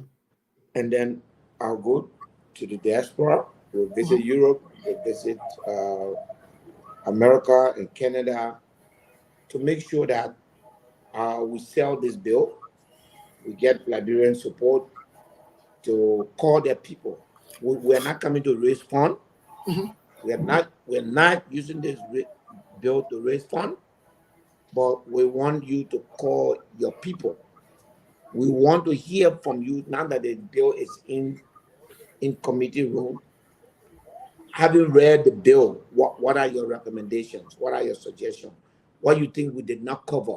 Where you think maybe we went too far, so that everybody can be incorporated in it. So we'll come back, and then we can. But yes, we're going to make a world tour. We intend to go to Australia. You know, we'll go everywhere to push support for this bill. Okay. Here's another. Yeah, go ahead, Bonk. Go ahead. I wanted to ask the chairman now that he would be kind of a supervisory issue relating to national security threat and assessment in the country. The issue that is being raised by Senator Rachel Kuhn here concerning how the Georgia government was able to siphon $83 million in December from the central bank through an extended credit using loopholes in the central bank's law. I want to ask you, from a national security standpoint, does it feel like during the election, the state was so heightened that it could result to a war, that they could use that as an excuse to take money from the central bank because they were just looking for a loophole? And the central bank act called for unforeseen circumstances, maybe a natural disaster, political upheaval. Does it seem like, did they look anything closer to the election resulting to a war, that they could use that as an excuse to take $83 million from the central bank? From your own assessment. I was very shocked when Representative Kuhn put up that communication. So we see that has to be investigated. The central bank cannot expend or borrow any money without the approval of the legislature. So where they did it and who did it, people who did it will be held accountable. No question. What about Chairman Bility? Let me push you on that really quick here on that screen note. The inquiry is valid. It raises ABRA. But one could say this is a political maneuver. This is also a game by the ruling party, considering these factors will also kind of seem like people are targeting people. For example, Representative Kuhn ran on the United Party ticket and he got defeated. Secondly, President Joseph Yuma Boakai misled, and to the common Liberian people, that misled means lied to the Liberian people in his inaugural speech that 20 million was left in the central bank. The central bank came and clarified that. Most recently, right after that incident, which is not coincidental or mutually exclusive, President Joseph Yuma Boakai called for an audit of the central bank, then followed by Representative Kuhn, who was part of the 54th legislature. He was right there when all of these things were happening. He spoke nothing and said nothing. Do you think this is politics? Do you think this is game? Do you think they are out to get the central bank out? Or do you think you guys really want accountability and justice in that country? If the central bank did not borrow money, it had no reason to be worried. But if they borrow money without the approval of the legislature, then they violated the law. It doesn't matter who brought it up. At the end of the day, like I said, you are actually comparing two different issues. When the president traveled, definitely there are contradictions now based on what coming out of the president visit and what he said. There are contradictions. That is unfortunate, and that is not good for the presidency. The president was elected. One of the many attributes that for which he was elected was his credibility. So he has to jealously guard that. And I think that suffered or setback when he informed the legislature that he was going to meet the president of Ghana, and then, there's media report that it was a family meeting, and yada yada yada. Now, on the issue of the central bank, you are talking about a egregious violation of the law establishing the bank that says that you cannot borrow money without the approval of the legislature. So it's an allegation. It has not been proven. So therefore, let's find out whether or not the legislature got the approval. Okay. Or why Before Sekou comes in, I want to ask you the question on your bill. Steve, hold on. Steve, hold on 1 second. We got to do this right here. Chairman Bility being on, Chairman Yato being on, off and on, and then he's traveling, he's in transit, so he's been having some internet connection problem. But now he's on the phone, so let's get him, and so he can contribute to this conversation. Then we can continue later on. We'll get him off because he's traveling. So let's give him a time to ask a few questions. Then we can come back to us on the set. Yeah. Chairman Bility? Yes, sir. Well, I was a little disappointed, and I will state my disappointment with you. I think that nobody in the House or the Senate has a requisite qualification to really move Liberia into the right direction of private sector economy more than you. I think you epitomizes what success in the private sector means. If there's any structural change in Liberia, I think it must be led by you. My disappointment has always been that when you have a constituent base and you have not used that constituent base for support, you introduce a bill that was introduced before and you did not consult your constituent base. The two things I want to cover: one, on the issue of the bill you introduced, and another one on, I think Prophet Key gets highlighted his case. And if we don't introduce that bill to clean up that mess, no amount of yelling and screaming will save Liberia. So let's go step by step. You've introduced a bill on the naturalization bill, predicated from the 1973 and also from the 2020 bill. When we introduced that bill, I think the strength of that bill was because there was a coalition of those in the diaspora and those on the ground. That is the reason why that bill actually passed, is because it was not one group doing it by themselves. You introduce a bill, but when you don't have the support of the people and the pressure on the people, it will never go anywhere like President Weah did, or like they've attempted in the past.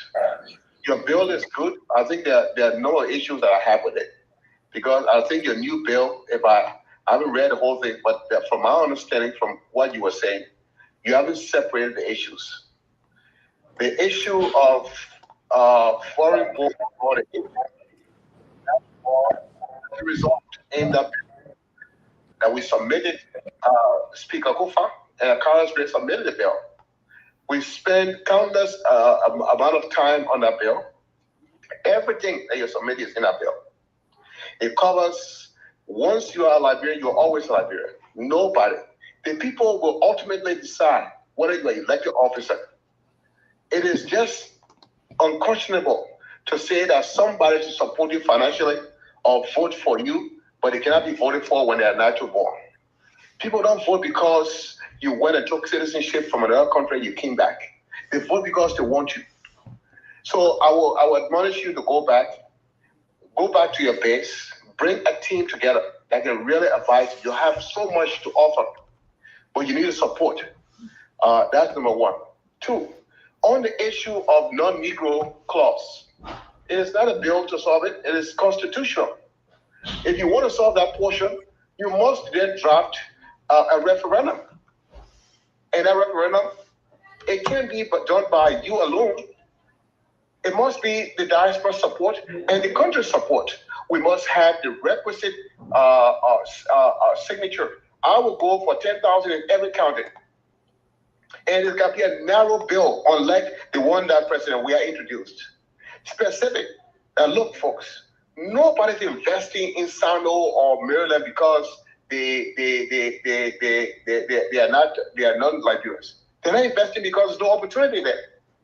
The land we have in River says we are not threatened by somebody coming with a non-Liberian. So I think I will admonish you to first of all go back and form a team that will rewrite that bill so that we move one on taking the clause that was put there by the Senate, and then secondly to reintroduce that referendum, but only on that issue. Or also you can add the reduction of the term. Those two issues, everybody, whether they are in Bokonjile or they are in Monrovia, they understand that the term of president is too long, the term of a senator is too long. If you do those two things, you will be able to succeed. On another note, and the second issue, and it's very important, this Prophet Key case brought that to highlight. I talked to Justice Janet a number of years back. One of the things that hamper private sector development in Liberia is the way we apply the law. How can you as a businessman have a dispute with another business person? And when the guy filed a lawsuit against you, you criminalize that and you say that it's a criminal offense. Why should I, if I'm sued, have to have a bond or I'll be arrested? If Judy Annie feel that she's being abused by Prophet Key, she should go to court. She has the right to go to court. But it is not right for you to criminalize that civil lawsuit. You need to introduce a bill, Chairman Bility, that says that we would decriminalize civil suits. You have a right to sue. You have a right to go to court. But look at today, the charade that went on. Do you know the manpower we lost by having Prophet Key come? Everybody sues you. How do you think you have a foreign investor coming where he can be sued for a frivolous lawsuit that's not proven and he's arrested? So, Chairman Bility, I will stop there for a while. I want to address those two issues. Dear to my heart is this issue of criminalizing civil cases. If you don't do anything else, you must submit that bill, and we must remove that criminal element of civil suits, or else this country is going to go absolutely nowhere. We waste manpower. We waste resources by criminalizing. Anybody can sue, and anybody can be arrested. For what, on what grounds? Nobody knows. So those are two issues I want you to cover. Thank you so much, Chairman Yato. Mr. Chairman, I hope you got everything. Let me see here, because there was some feedback, so that's why I cannot unmute you. But go ahead. No, sir. I did. Look, Emmanuel, I do not intend to pull back the bill. And secondly, the bill is not intended for constitutional reform. This is not a constitutional work. The Alien and Naturalization Law is an act, and if using the word Negro is constitutional, we'll keep Negro. I do not intend to complicate this process. Too many Liberians are being injured with this, and the referendum is a long process. President Bwaka has said that he will, introduce a referendum. I think we'll work together to get that. The bill does not need to be rewritten. All that needs to happen, you have read it. If you have a suggestion, if you think that there are certain things we did not include, if you think that the certain thing we went too far, you can bring it. We'll look at it. If it fits our vision, we'll put it there. That's why we're saying we're going around the U.S., not to raise money, but to hear the concern of the people, since they've read what we put in. And the bill is in committee room. I mean, we are the architect of the bill. We can amend it at any time until it gets out of committee room. So, you know, let's leave all the formality. Come join us. Let's make it work. It affects you. You know, it affects so many other Liberians. At this point in time, we know what the problems are. Like you said, there has already been a bill passed. It was watered down in the last minute, and that's why we are where we are. The constitutional changes, I am in full support of it.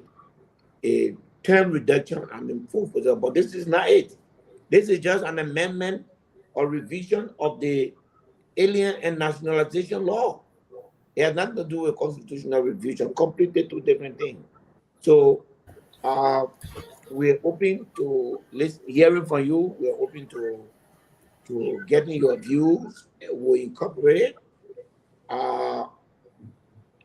it. This bill, you know, for me, I see what Liberians, ordinary Liberians, went through every day.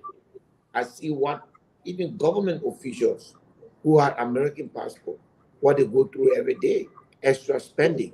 When they have to always travel to Ghana, none of them can travel directly, because if they travel directly, they will see their passport here and all that. We want to close that's shenanigan. You know, we want to make sure that people are free to move up and down. And the law is only for Liberians. It does not cover any other. I mean, no other person is allowed to be citizen of this country besides people of African descent. If they say people of Negro descent, actually it's the same thing. My argument is also that that word Negro is associated with the slave trade and colonialism. And if it is in our constitution, I will check it again. Again, if the war is borrowed from the constitution, we'll keep it. But if it is not borrowed from the constitution, we'll change it. So, you know, as far as that's concerned, I think we should work together. We have no intention to withdraw the bill. There's no need to withdraw it. It is amendable. It can be edited. Additions can be made. We're open to that. We'll work with you with whatever suggestion you have. But I see that you're talking about two different things. But the constitutional changes, that's a completely different ball game. And I don't want to.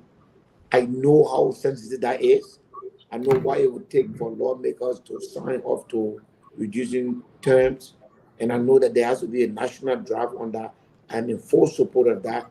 But right now, I want to make sure that this bill passes so that Liberians that are living in the diaspora can come to their own country without having visa. So that business people can tell their partner, get in a plane and come to me tomorrow. You just reach to the airport, you pay your visa fee, you get stamped, and you come in the country. You know, things like that. Thank you, John. Do you have any follow-up before we... On the issue of the criminal law, I fully agree with you. That's what I want to cover. On the issue of the criminal law, I fully agree with you. We need to separate civil lawsuit, civil action from criminal action. I think to make individuals to file criminal action against individuals is wrong. I think what needs to happen is that the state is the one that should file criminal action. My brother, you are raising this issue at the wrong time. Prophet Key is not an example to advocate for. He's a menace to our society. Nobody should be saying anything in his favor. He's a wrong man for, you know, let it be another time. You know, this man is an insult to womanhood. You know, our mothers are very dear to us. This man gets on the radio. I don't even know. I mean, honestly, I don't want to talk about him. But I just believe that you brought it to, you brought the right issue, but about the wrong man, in my view. For people to file criminal action, I think that's wrong. I think it should be up to the state to decide what is criminal or not. I agree with that. Thank you so much, Chairman Bility. I mean, I told if you have no more. I just want to end this and I say thank you to the chairman. Mr. Chairman, the country is where it is because there's never a right time to do the right thing. Property is not an issue. It was just an example I was using. If somebody owes you money and you go to court, they come and arrest the person. The decriminalization of civil cases is what I'm talking about. Yeah. And if it's not Prophet Key today, it could be you. So if it's Musa time, then it's the right time. If it's I agree. And I think, Yato, we can work together on this. I'm in full agreement with you. Criminal cases, people should be cited and they should go through the case. And that when you are found guilty before the law can take its course. But it should not be criminalized to the extent that when somebody Chairman Yato, just hold a second. Let Chairman conclude what he's saying that you can do so that we can hear you guys. Because the way it is done here is wrong. It shouldn't be like that. When you sue somebody, all this nonsense about by attachment and other things, that is a miscarriage of justice. That is a misuse of the legal system. If I insult you, I'll credit you. I don't want to pay you. Sue the man, serve the man, go through the case. When the judge finds you guilty, then according to the procedure as prescribed by law should take its effect. If it means you go to jail, you go to jail. You know, if it doesn't mean that you go to jail, you pay the penalty, you pay the penalty. But to say before you even answer, you must be arrested is just wrong. We need to change it. Chairman Bility, let's just allow Chairman Yato to conclude because he's leaving. So let him make his final statement that we can. I want to conclude. We can move forward. Go ahead. Saying thank you to the chairman, and I think that Chairman Musa will make a difference. But when we're trying to transform the country, you cannot pick and choose. It is Prophet Key today. It could be him tomorrow. I'm saying that as a representative and as a constituent of his who supported him, although I didn't vote in my country, I know Musa was the best person for the job.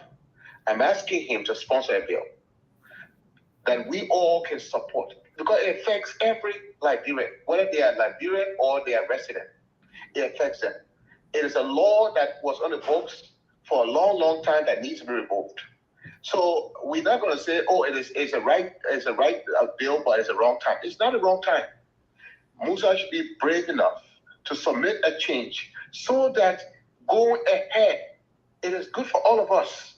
It is not where you say, oh, because Prophet Key, let's punish Prophet Key. Well, if that's the case, I mean, if I were to go to the market today and insult somebody, they have a right to arrest me and put me in jail. Do you know the whole country will be in jail tomorrow? So because Prophet Key is a public figure, and we say, oh, it's wrong, but oh, because Prophet Key, let's punish him. How do you... Yato, I got to cut you off. I'm sorry, I have to interrupt. The point I'm making is you are aiming right, but you are shooting wrong. The man whose name you are putting in your argument, they're not somebody for me to talk about. Let's move on with this Prophet Key stuff, man. This Prophet Key, man, is a menace to our society. And you know, I don't want to.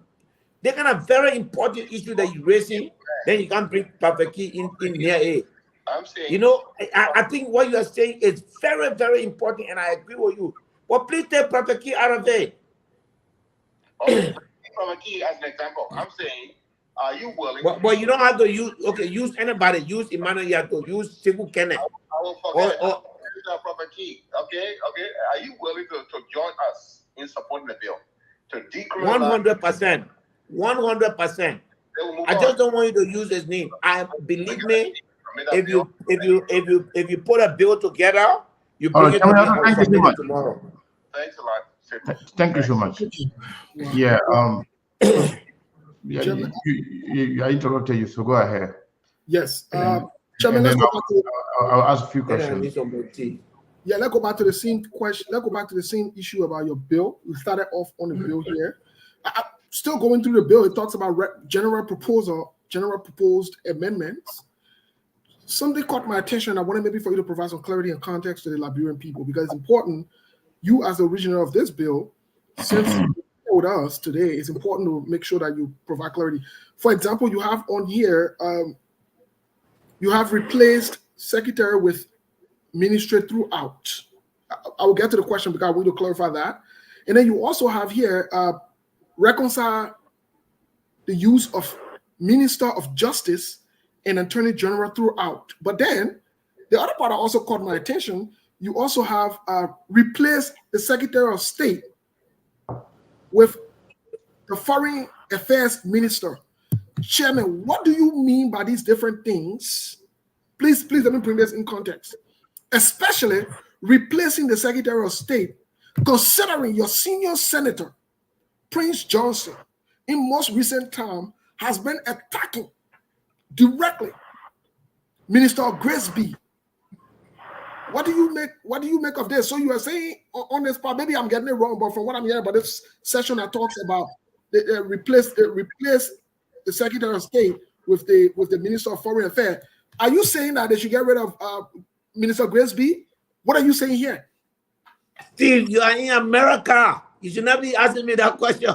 Well, for the Secretary of State of the United States is the foreign minister. So we used to call the Secretary of State foreign minister. So we have it in our law. The Secretary of State is the foreign minister. That's what I'm saying. We do not have anything called Secretary of State. Right. So let's use foreign minister. I beg you, Grace B is my personal friend. No, I'm a personal friend. In fact, Grace B and myself, we call each other by a special name. That's how close we are. 1 minute. Yes, 1 minute. So, Honorable Chairman. Yes, sir. So we are about to go for the news. We have 2 more minutes to go. You want to get fired, huh? Yeah. The what kind of news? 7 o'clock news. Wait, man. The chairman is on the line. Yeah, so, chairman on the line. I won't go by. Oh, that 8 o'clock. Oh, that 8 o'clock. Yes. Oh, okay. Yeah. Yes, yeah. indeed. 8 o'clock. I thought that 7 o'clock. No. The news bulletin. No, I thought no. 8 o'clock. Yeah, you can go. All right, boss. Thank you so much. You can go. But Chairman, you didn't. Thank you for clarifying that. And the reason I wanted to bring that up because it's and important. The same thing for the Attorney General and the Minister of Justice. Exactly. In Liberia, we do not look. You know, we can't just be just like we don't know what we're doing. Sure. There's nothing. We have the Minister of Justice. There's nothing on our book. It used to be before, way back, right? Attorney General, but it changed to Minister of Justice. So our current nomenclature is Minister of Justice. We still got the 19, whatever, calling the Minister of Justice, Attorney General in one paper and calling him. No, it shouldn't be like that. So let me get this back clear. So what you are saying here, basically, you're requesting that these wordings be amended, like you said here on number 6, using the word woman or man. You're saying they should just do male or female. Yes, correct.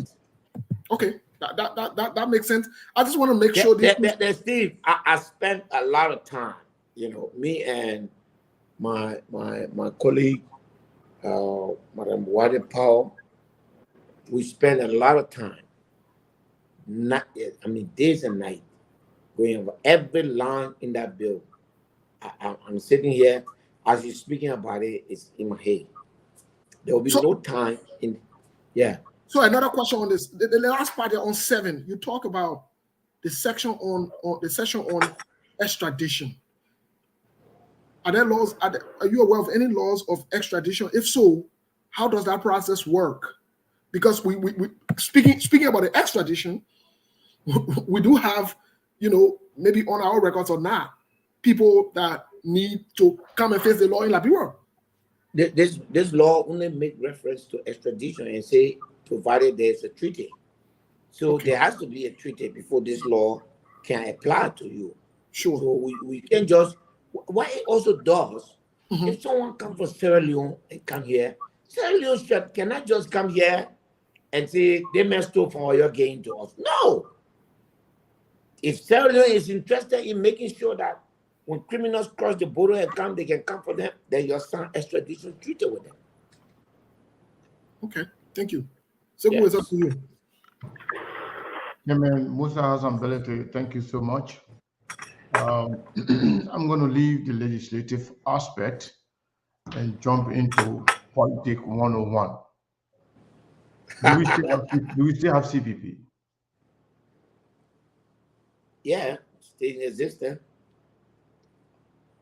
CPP still existing? Yes, it is. Okay. Do you have any structure in place?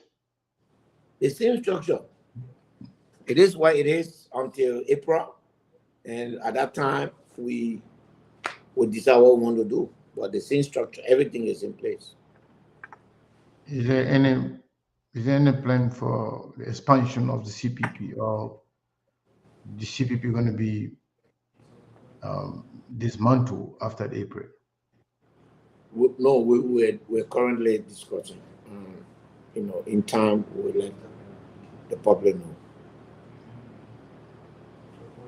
So, what about the Liberty Party? How is the Liberty Party? The party is okay. I mean, after election, normally there's not a lot of political activity. So we are in a little bit of recession. But we're fine. I mean, everybody's in place here. The party is fine. So is there any plan in place to revamp or re-strategize or re-energize the CPP? And have you guys made any assessment to ascertain what really happened that led to the poor performance of the CPP? Have you guys made any assessment so that you can learn from that for the future, whether or not the CPP will be maintained? But do you guys have any plan in place to actually make those assessments to make sure that you correct the mistakes of the past? Yes, there's an assessment ongoing right now. So, Chairman Bility, okay, I think this election was a bittersweet, bitter and sweet. Bittersweet in the sense, Chairman Bility was the chairman of the CPP. CPP did not win the presidency, but Chairman Bility was elected. And other few members of the CPP were elected as well. So how does it feel to be put in sort of an awkward position? You won the election, but your party lost the election. How does that feel?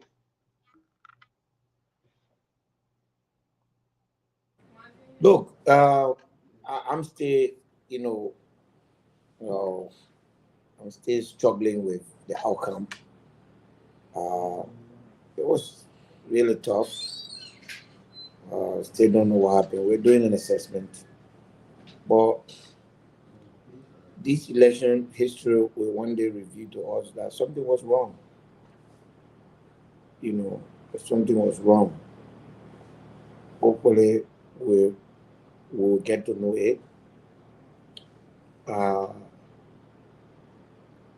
So, a lot of lessons need to be learned, and a lot of things went wrong.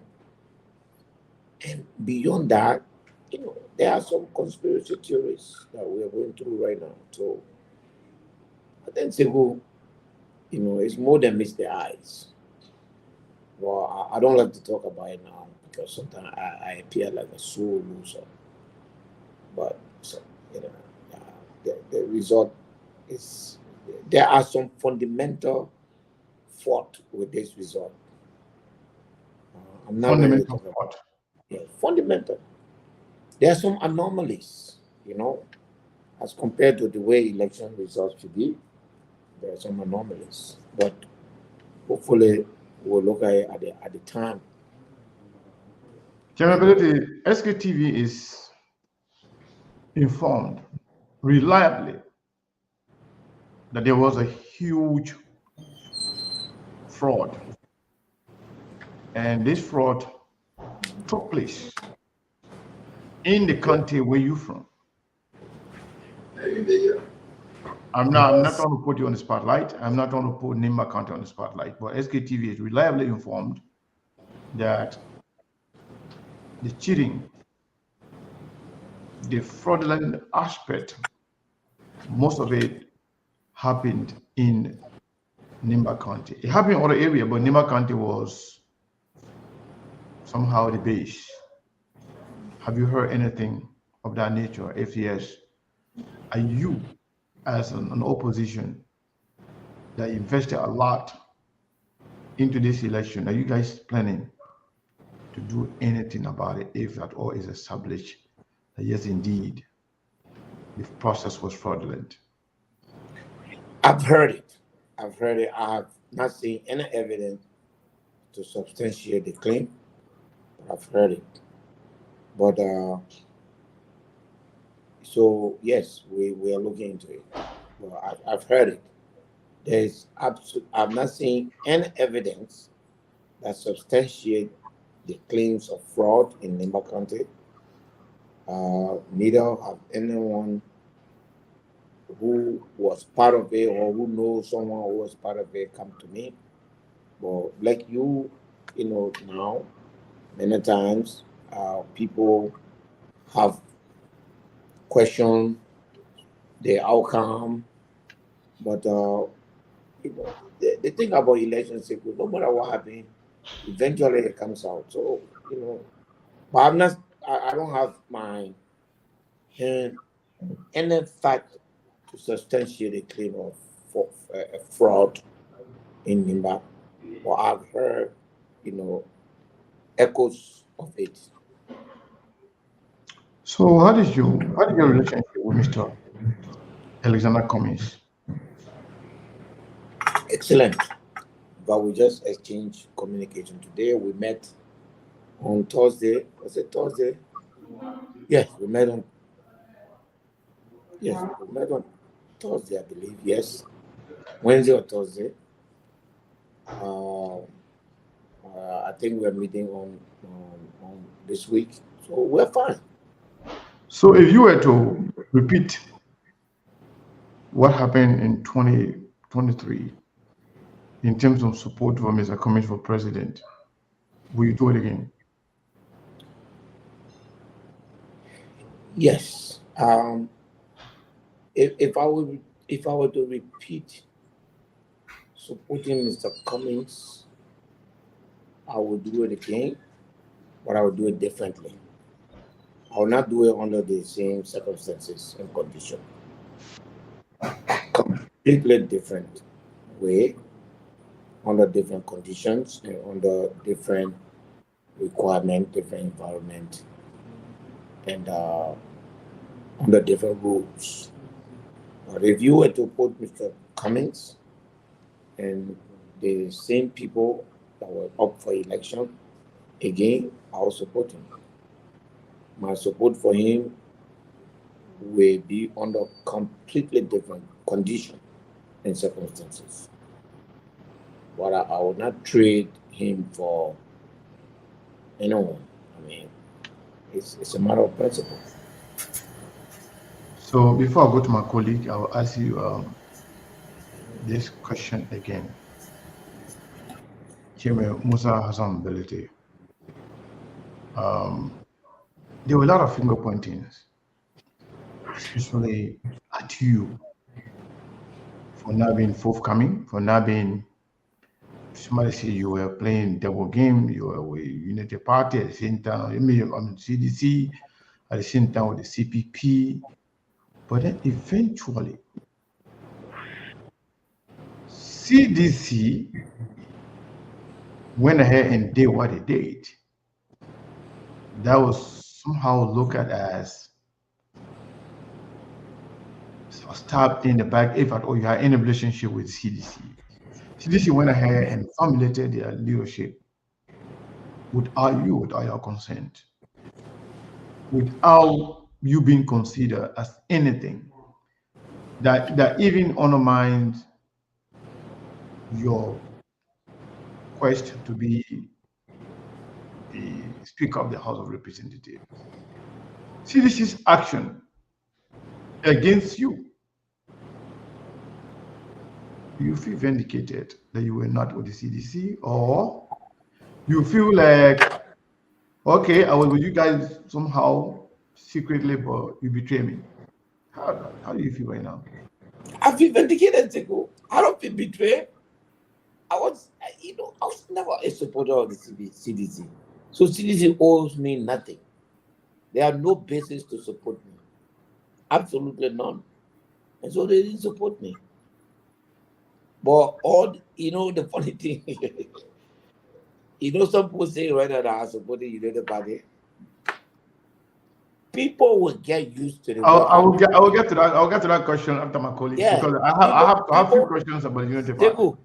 People will get used to the way I do politics. I don't do politics the way the ordinary politician do it, just riding with the wave. No, I'm systematic. I know what I want. I know how I want it, and and I don't care who thinks. I became a representative. I owe nothing to anybody. I owe it to the people of District 7 who gave me the opportunity to be where I am. The rest are my vision and mission for the Republic of Liberia. And anybody who stands in the way of that, I'll move you from the way. But at the end of the day, tomorrow, I'll put up a letter on the floor.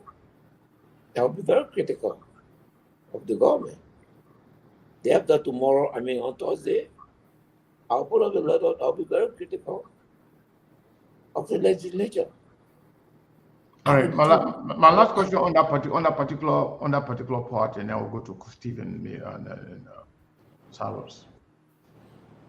During the election for the speakership and deputy speakership in the House of Representatives, you openly caucus with the Unity Party. But yet, some people in the Unity Party voted for Richard Kung in the first round of the election for the speakership, and then when it came to the deputy speakership, some of the same people voted against you, meaning you were initially accused of being with CDC. CDC went the other way. And then now you caucus with the Unity Party. Unity Party also went the other way. Pretty much everybody just went against you. Not everybody, some of the people that you were accused of being a part of, you all somehow left you in the cold. Do you feel betrayed by the Unity Party as well?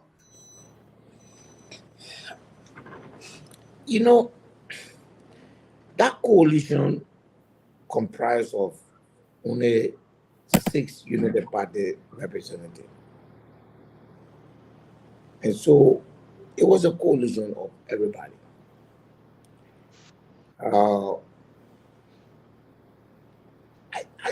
I've withheld comment on this. I will talk at the appropriate time. But I'll just say this. Where I am now is exactly where God wants me to be. And those who kept me here and stopped me from being deputy speaker, they were only the instrument of God. Because this is exactly where God wanted me to be. So he used them to keep me where I am. And I think I'm happy where I am. And I'm going to do the work of the Liberian people from this point. All right. Stephen. I was sitting the other day imagining being a deputy speaker. So when I see the speaker and the deputy speaker from the beginning to the end, the deputy speaker says nothing. And I said to myself, God, you put me here to do a specific job. And I feel strengthened by that every day. And say, well, if you will not hear any voice on that floor every Tuesday and Thursday, you will hear my voice fighting for the cause of Liberian people. You know, I have been stereotyped for 6 years by all parties. I've been called names. My friends at that time from the Unity Party called me all kinds of names. They have the government now. We hold each other accountable. If Musa Bility is a bad man, you have the government now. You can go after him and prosecute him. If George Weah was protecting him, go now. No George Weah here now. So you go after him now and prosecute him. I'm open to that. I'm open to, but no man, no soul in this republic will be allowed to rumble through the resources of the Liberian people while some of us sit down where we sit and become silent. No, the legislature is one option. But there are things that if I can't get in the legislature, I'll go to court. If I can't get it through the court, I'll organize mass rally. All options to get what we want to get will remain on the table. All right, Steve, you can take over. Maybe Sorry, Mong has a question too. Mong, are you there for? Do you have any question for the chairman? Hello? Go ahead. Yeah, I heard the chairman talking about he will do things under different circumstances, and I know he been the chairman of Liberty Party. The CPP was a collaborating party. So when he says things like under normal circumstances, are you talking about like personal change or restructuring within the CPP, or the leader coming up to make a statement that he will be contesting again 2029, or you are speaking from a Liberty Party standpoint because we all understood the internal conflict that existed in Liberty Party between you and the Nyomli Kanga and the Dillon wing of the party as compared to what happened within the CPP. So when you talk about different circumstances, I mean, in as much as you still believe it's a common vision for the country, are you speaking from a Liberty Party standpoint or are you talking about restructuring within the CPP? Which of the two? From our point, Mom, you know, at the end of the day, sometimes you have a sober reflection sitting down by yourself. You ask yourself, did you do so much? I think most of the time we just created a bunker and sat there and started to fire. Did we make a lot of push across the line? Did we reach out to people? Did we, just decide to draw a battle line and start shooting across the battle line, just harden each other against each other? I would do it differently. Did we really position ourselves to win? Did we sell Mr. Cumming? Did we manage Mr. Cumming properly? Did we do the things that people can do to sell their candidate? Were we organizing? Did we even choose the right representative candidates? Did we have a process that could have given us more popular candidates? Did we choose candidates that did not give us vote? Did we invest in those candidates that we think that could have given us vote, and then we left them alone and they did nothing, and because of that, they didn't do anything to campaign for our candidate? Did we do too many things? Those are different circumstances. Did we just allow Liberty Party to split simply because one group wanted to support Baka, one group wanted to support Cummings? Could we have, push everybody to go to a convention and make a popular decision? Could we have done more? Could we have prevented the division in the party? All of that, I say yes. So the circumstances, let me not go into too much detail, but everything will be different. If we were to have a rewind of 2023 today, my support for Mr. Cumming will not change, but the circumstances will never be the same.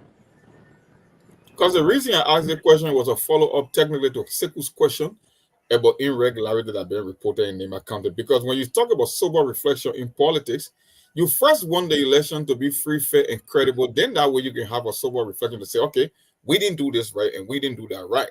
But one thing we maintain on the show, just based on the numbers and looking at data from past election, we concluded that that election was not fair. So when the whole issue about the Nima County situation surfaced, it was just like, you know what? There's just a vindication of what we have been saying here. Maybe the focus is on Nima County, but you can make the case throughout the entire country that the numbers just didn't make sense. So when you say we are going to sit back, I mean, we did some sober reflection. We kind of went back and to see if things work, and we'll see circumstances will be working on the future. I just want you to take into consideration as well the credibility of the election. I was just following up to a simple question. That's why I triggered the question I just asked. Yeah, I understand. And yes, look, like I said, the fraud, I don't have any cogent evidence besides the rumor of just murmuring, and there's some anomalies, you know. Some of them just wild guess. You know, you can't just look at election result and say, you know, like for example, somebody said there's nowhere in the world where the second round result is more than the first round result. And in Nima County, the second round result was more than the first round result. It's the normal trend is always that more people go to election in the first round than in the second round. Nima County was the opposite. And I said, in the math of probability, it's always never 100%. You know, you say 100%, 99% of the time, less people will go second round. But that 1% could be in a particular case. So I take that as a good indicator, but it's still not a hard fact. So I try to absorb them. Right now, we are focused on governance. We are focused. There's too many people going around. People are still looking for jobs. I think by May, June, we'll settle, and we'll take a hard look, you know, at what happened. And maybe we'll have an inquest. But brother, all this will come to an end if we invest in our electoral system, if we digitize it, if we do things, refusing to digitize, refusing to pay for election, to me, is becoming like a plot against the Liberian people. I think it's deliberate by some politician to refuse to modernize our election system because of what we had now, it's vulnerable to everything that you can think about. So we have 4 years to change that. And by the grace of God, we'll change that. So, Chairman Musa Bility, let me ask you this question. What is your current relationship with Senator Yomlikanga Lawrence and Senator Darius Dillon vis-a-vis the Liberty Party? And are you open to having Senator Yomlikanga Lawrence as the political leader of Liberty Party? My relationship with Senator the Pro Tem and Senator Dillon, very excellent. You know, we have good interchange. We speak to each other. With exchange, no animosity. We're good. I've been to Dillon office twice. I speak to him. You know, we were supposed to meet on Wednesday, but I was not well. You know, I will see him tomorrow. We have spoken many times about we've spoken many times about the party, and I will refrain from answering any question regarding Liberty Party at this time, so that Liberty Party can get the chance. You know, we've been there. There's nothing that I have never said before. So how does repeating them right now help anything? And one thing I don't want to portray myself to be in a search for reconciliation in the party is that I don't want to be the point of division. And I don't want to be an obstacle to unification. So I believe that we all will come to grips with reality. That until we can sit on the table and talk about the party,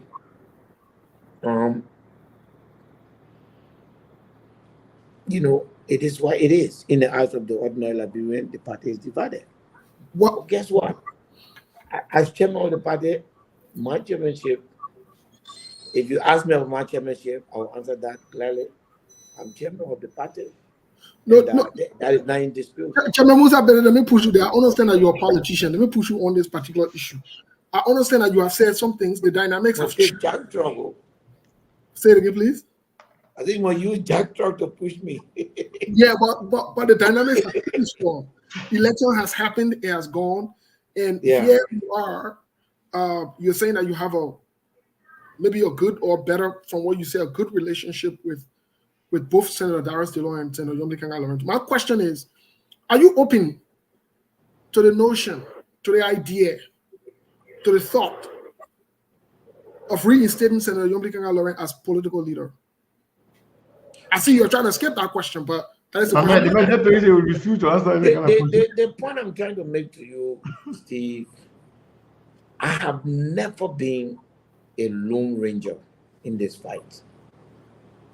The Water Party as an institution, we have to answer that question, and I'll be more than happy to be a part of anything that will be reconciliation to the party. And I'm ready to go down that route. But it's not a personal. I don't have that much power. If you don't have, I can say you couple with the Water Party constitution. The party chairman is not an executive chairman. So anything that can bring peace can only come about when the appropriate body is constituted and the decision is derived. And whatever that decision is, we all will work. So yes, no. How does that help unification at this point? And in a way I answer that question, I'll be hurting somebody. So I want to avoid answering that question, Steve. I'm sorry that I disappointed. Okay, no, that's fine. Yeah. You'll be on record that you don't answer the question. And Chairman Musa Bility is not known for dodging question or not answering question. Exactly, but in the name of reconciliation, I will dodge this one. Okay, no problem. We'll take it. But let's move forward to this other part of the conversation, Chairman Musa Bility. I know we're quite aware in the public that the CPP should be revisiting the agreement by April. And please correct us here on SKTV if we're wrong. And I know Sekou asked the question, but I want to add something to that question. Is there any sign, any signal, or any chance that the CPP will be dismantled so that everyone can go on their own? Is there any possibility? Anything is possible. So that means the CPP will be retained, from what you're saying? Anything is possible. It could be dissolved, it could be retained. Oh, okay. So anything is possible to be okay. That's great. Yeah. So let's go with the route of being retained. Second, asked about expansion, right? Expanding the CPP. Would the CPP be open to receiving the CDC and working with the CDC? Well, I don't know. I mean, normally the way the structure is designed, or the party, but an opposition is an opposition party. You cannot discriminate among opposition. A CDC is in the opposition, so what's wrong with working with them? There's nothing wrong with that, and we should not shy away from that.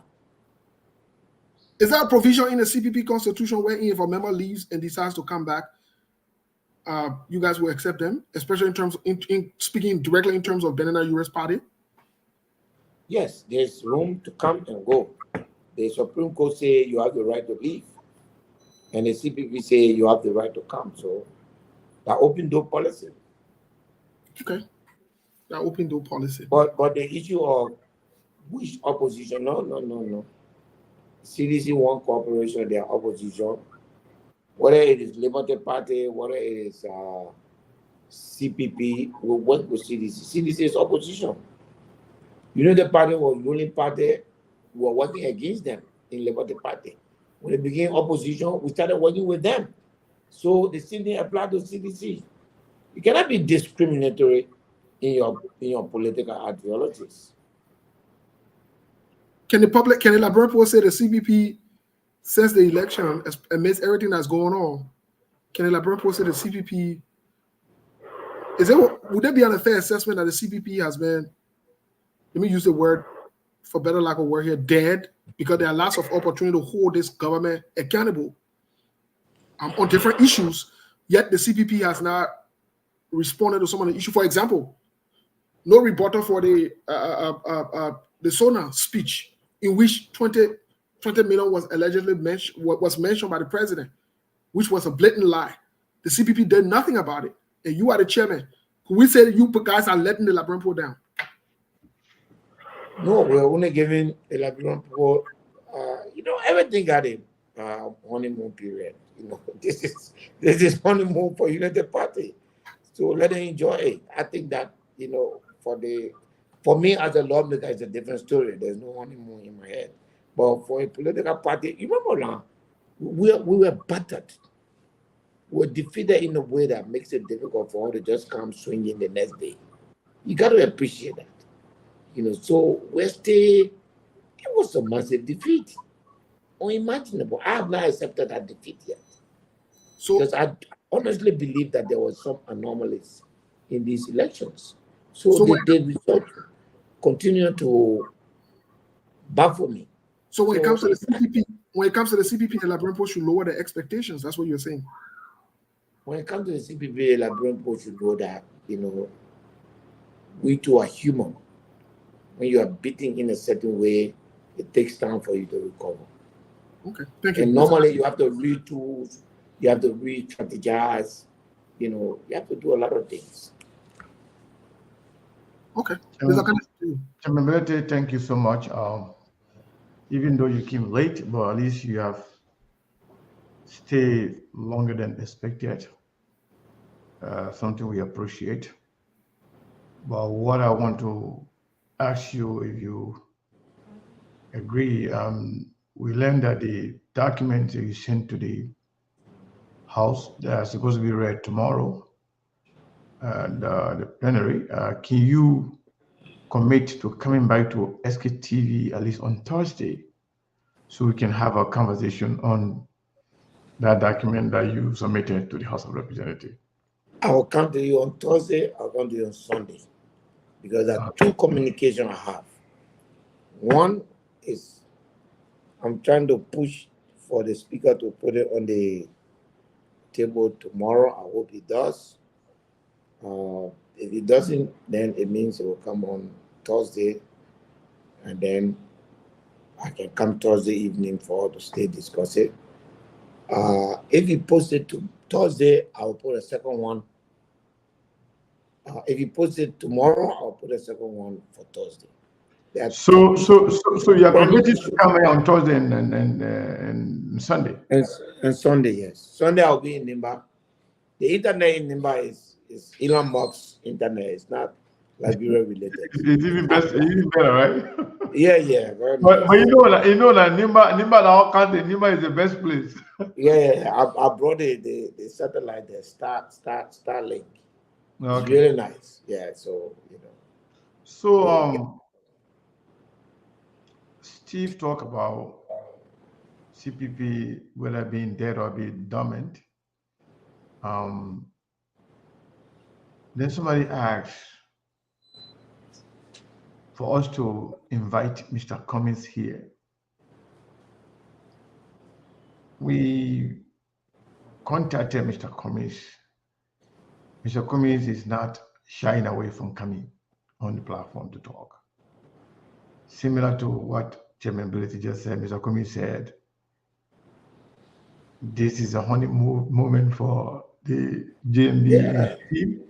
He said he wants them to enjoy that, and then there will be time to checkmate them. There will be time to But other folks are saying, there's no particular time to take on national issues, especially when those in power are making knowing that we all were in the opposition, yeah. United Party came right at CDC from day one when they lost to CDC. So you should expect CDC to come right at United Party when they lost. But knowing that we were in the opposition, I think they deserve some time. As a lawmaker, I cannot do that. But as a party, I think it's fair to give them at least. Yeah, I don't know how much more time you have because we have kept you here for a little bit longer now. You're not home. Yes, I have to go. I'm preparing. For session tomorrow. Yeah. So before you go, one last question. I'm not going to take call. I wanted to take a few calls, but I will not do that. I will just ask you this question. You can respond to that, and then we can call it a day. We can close after you. We were informed that there have been some political movement in the back that people have started reaching out to Mr. Cummings and other political leaders within the CPP arrangement. Have you been reached out to? To say what? To say what? Reaching out to Mr. Cummings and other people in the CPP, looking at what is possible in 2029. Some form of a collaboration. Yeah. So have you been reached out to? Yes, plenty of time.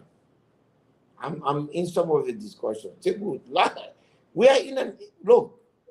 Whether you like it or you don't like it, we are in a second term.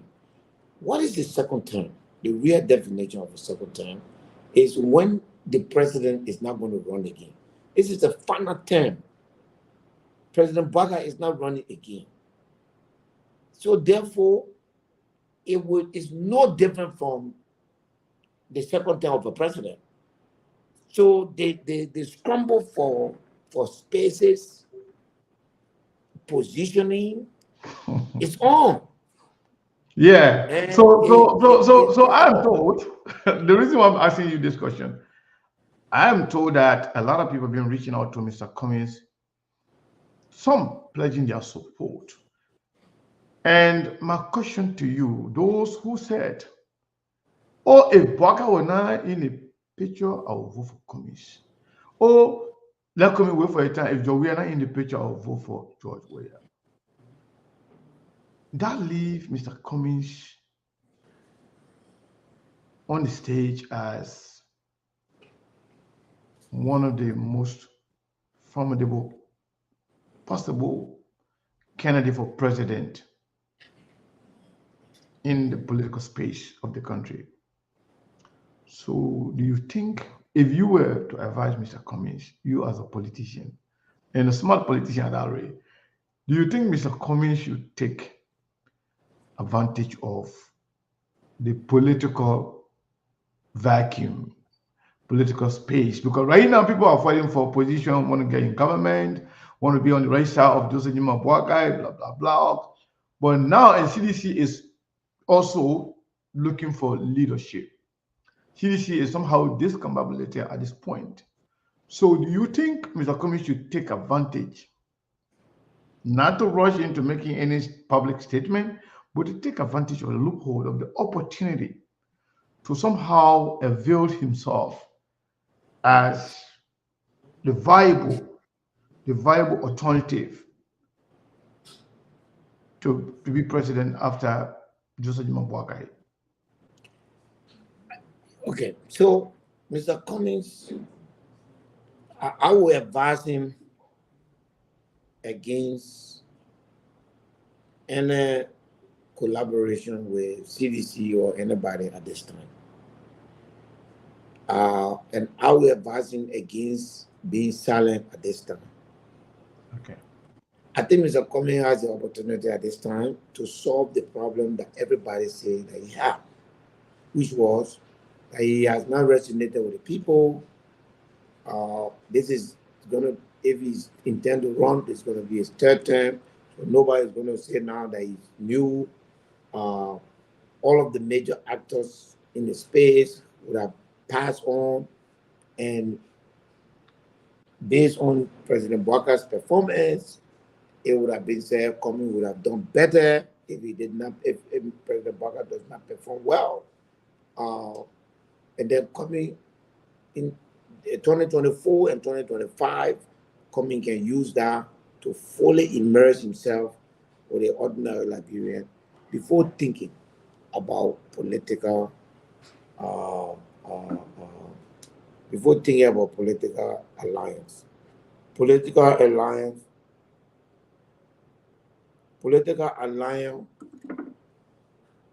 are in such a position that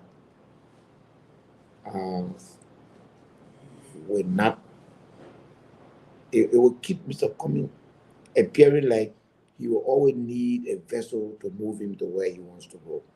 I think this is an opportunity for him to sit by himself, ride on his own shade. There's no election in 5 years. So he has 2 years to properly design himself, realign his relationship, and ride on his own shade, on his own thinking. So it's not based on, so you want to go to CDC now, and CDC is a very,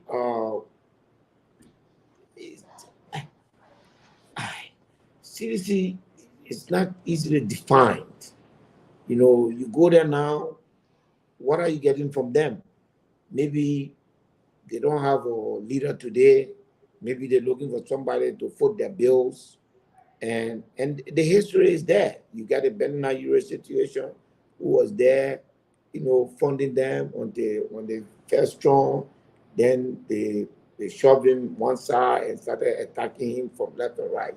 And then it comes to the same 6 and 7. So what you want to do right now is take, for example, who said I will mail a Ben Nayure? You know, that was one of your strongest, you know, opponents. Sit with him. Try to see what you can change in terms of what this man thinks of you. And then go to meet everybody, speak to different people.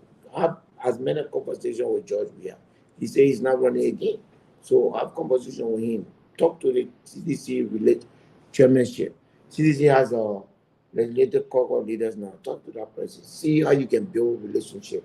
People have to see you as a possible leader before they can vote for you. The system here is there, it's entrenched. If that system is not comfortable with you, they will not make you a leader.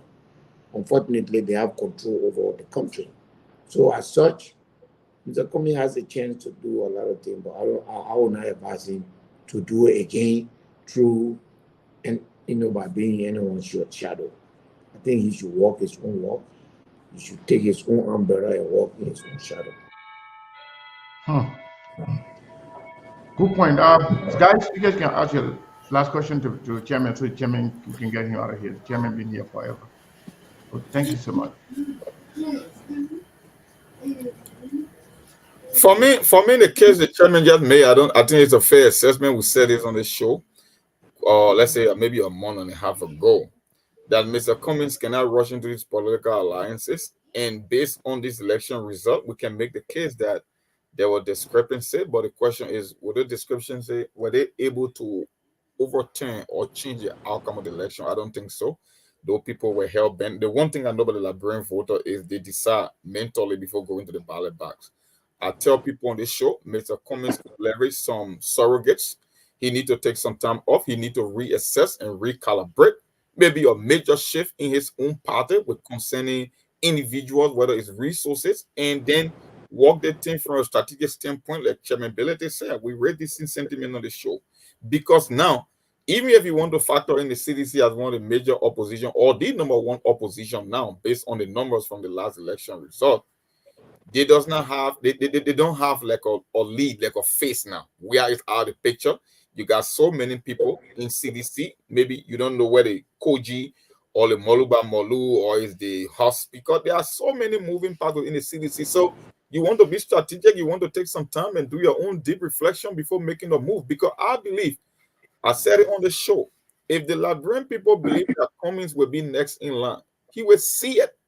He will feel it. There will be indicators from all angles in Liberia that he will be the preferred candidate. But until then, I will take a lane by approach. I will use surrogate, check in once in a while, maybe on the talk show host. On the talk shows, and just tell Liberian people that I'm staying around, but I'm not going to go deep into anything at this early stage. That would not be a smart move from my own observation. That's what I believe.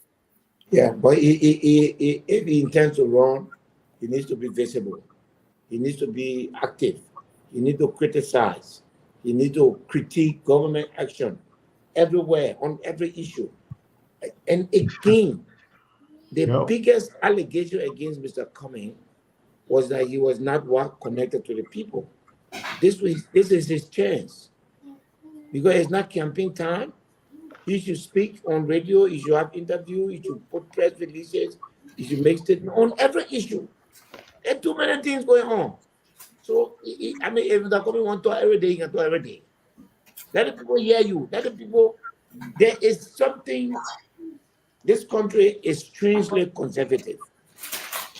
So if you try one, twice, most of the time, the third time, they will give it to you, whatever or not they want to give it to you. So you know, yeah. So Chairman Musa Bility, maybe you haven't been following SKTV.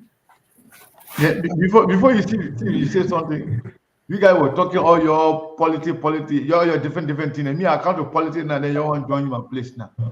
Me, you don't time ago, you sort of hold the chairman on all the important things. You know, the men are politicians. You see that the few time he spent now giving his expertise or advice now to Mr. Cummings. I see some Cummings people and they're happy. They like the recommendation. They like, and they're supposed to spend more time in talking about politics. Where the chairman too wanted to talk about. But Steve, I know what you're trying to say, but go ahead and say everybody. But the chairman got to go. Chairman, I know you got to run. I have no question for you, but like I said, you haven't been following SKTV. If and when Mr. Alexander B. Cummings announces that he wants to run for the presidency come 2029, I'll be working with you. What? I'll be working with you. Say that again. I will be working with you. No, but the statement that you made before you say I'll be working with you. If and when Mr. Cummings announces that he wants to run for the presidency or he intends to run for the presidency come for 2029, I'll be working with you because I'll be reaching out to your office and I'll be volunteering my services to the Cummings, to you guys' team. Well, I am elected representative of Nimba, District 7. I am, as I said, I do intend to go back to run again for that district. I also intend to, when I win, I intend to also run to become speaker again. I will eventually take another step, whether it's 10 years from now, whether it's 15 years from now, to be senator after Senator Johnson leaves office. Or maybe to run for president. Oh, look, yes, after 2029, everything is open. I would have acquired sufficient experience, and again, it would depend on what I would do in the next 6 years. Once I get re-elected, I have options. I could do a survey and see whether what I've done as a representative is enough for a Liberian people to say, oh, let's try him as president, or for the Nimba people to say, let's try him as a senator. But that's my option. Mr. Cummings, or my support for him, like I said, is definitely based on several factors. Some of those factors include what kind of shift he's going to adapt as compared to the last one. If there has to be a revolution in the way, he will approach issue, and also who who is running and what position my party will take. I'm an institutional person, so it's not like 2020 now. I will sit here today and say yes, I will support Mr. Cummings. I don't do business like that. I will review the circumstances. I'll review even the action of Mr. Cummings, what he does this year, next year, and the year after, and what other people do. I will give. We all made decisions in 2023 that we cannot afford to make again the way we made it and the circumstances under which we made it. So we'll review. And if that person is Alexander Cummings, like I said, then the support has to be entirely different. You got to remember, there are people who honestly and fervently believe that some of the reason why Mr. Cummings did not win the election is because of his relationship with people like us. You have to evaluate that. Is that true? Is that false? Maybe it's true. And if that's true, then he does not have to be associated with someone like me. Then he has to seek relationship that will change the way the country looks at him. So at that point, right now, we have to self-evaluate. I have to also decide whether, that's what I want to repeat. Whether supporting Mr. Cummings is the right thing. I have to make that decision. I have not made that decision. So at the end of the day, I could be one of several reasons why Mr. Cummings did not win. But I could also decide that my character suffered serious injury. Everything I did, I was greatly hurt, emotionally hurt, and therefore I don't want to be in the same circumstances that I was in. When I suffer, I put my character, my reputation on the line for CPP, and people in the CPP would spend a lot of time trying to tarnish my reputation, trying to hurt me, demonize me, and already. Do you really think that I want to repeat that? No. So a lot will have to change. A lot must change. And a lot will change before I can make a decision on who I support. Personally, I'm very fond of Mr. Cummings. We are friends. I think we like each other. We like each other company when we sit. We get together well. We resonate. It's a businessman. I'm a businessman. So I think we have something in common and we do relate very well. But on a political field, including myself, I think somewhere in Mr. Cummings here, he probably believed that if I have to deal with Musa have to act in a different way. I say if I have to deal with Mr. Cummings, he has to definitely act in a different way. But at the end of the day, if you look at the stage right now, if Mr. Cummings wants to be president, he's definitely one of my favorites. And I stand by that position anytime. But who I'm going to decide to politically align with, no, I'm not there yet. That is going to take a lot more than friendship. That's going to take a lot more than just an alliance. It's going to be fundamental shift in how we relate, how we make political decisions, how we reach conclusion. Everything will have to change. Everything. Almost 95% of how we did it last time we have to change. Thank you, Chairman. And that's a great way to look at it. And we on SKTV respect your view and your way of answering our questions, or whenever we come to you to say, Chairman, we'd like to have you on the show. You know, you always respond to us. We say thank you. And we look forward to 2029, but we look forward to your work in the legislature in the meantime. And you should rest assured that we will be holding you accountable on that front, because you're a national leader from a legislative standpoint. It has nothing to do with politics going forward. We will hold you accountable. Thank you.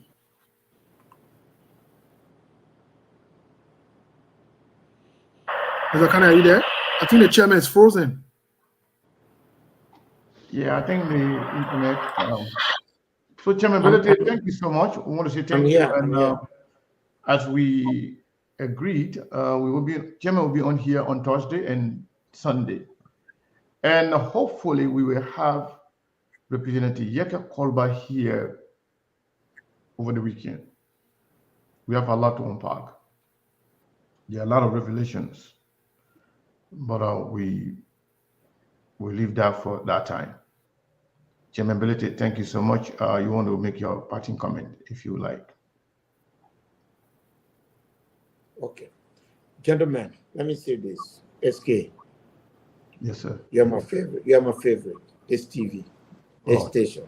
We appreciate that. You give me all the time I need to answer my question. You give me tough question. Actually, tougher question. But then you give me space. You give me time. I appreciate that. I always appreciate that. See you Thursday. Come here or high water. I will be here. There will be a communication. If it doesn't come tomorrow, if the speaker does not put it on the floor tomorrow, and then it will be on the floor on Thursday. If you put it on the floor tomorrow, then another one will be on the floor on Thursday. Very, very important. Look out for it. Segu, you will enjoy it.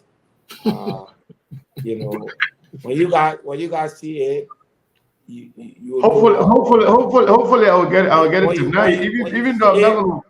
Even though I'm not going to talk about it tonight, yes. But I hope I'll see it tonight. These two communications will tell you clearly what Musa Bility intends to achieve in that house. That's good. Each one of them is 3 pages long, very detailed on what I want to do on 2 very important issues, and it will lay bare my intention as far as the legislature is concerned. Thank you, sir. Thank you so much. We appreciate it. We'll see you on Thursday. Thank you so much. Thank you. Thank you, Chairman. Well, good conversation. We'll look forward to the documentation so that we can do what we need to do for our end. Yeah. So we will see the document. We may not publish it. I think we will get it tonight. Once we get it, we will peruse it, and then we will prepare to talk about it. Yeah, but on another note, we still doing our thing tonight. Yeah. Because last night you left, we were facing things you left. Hello? Yeah, I'm hearing noise. Oh, you see, last night what happened? Yeah, last night you left, we were facing things. Yeah, I left you guys, I know. Yeah, we face things though. Okay, that's good.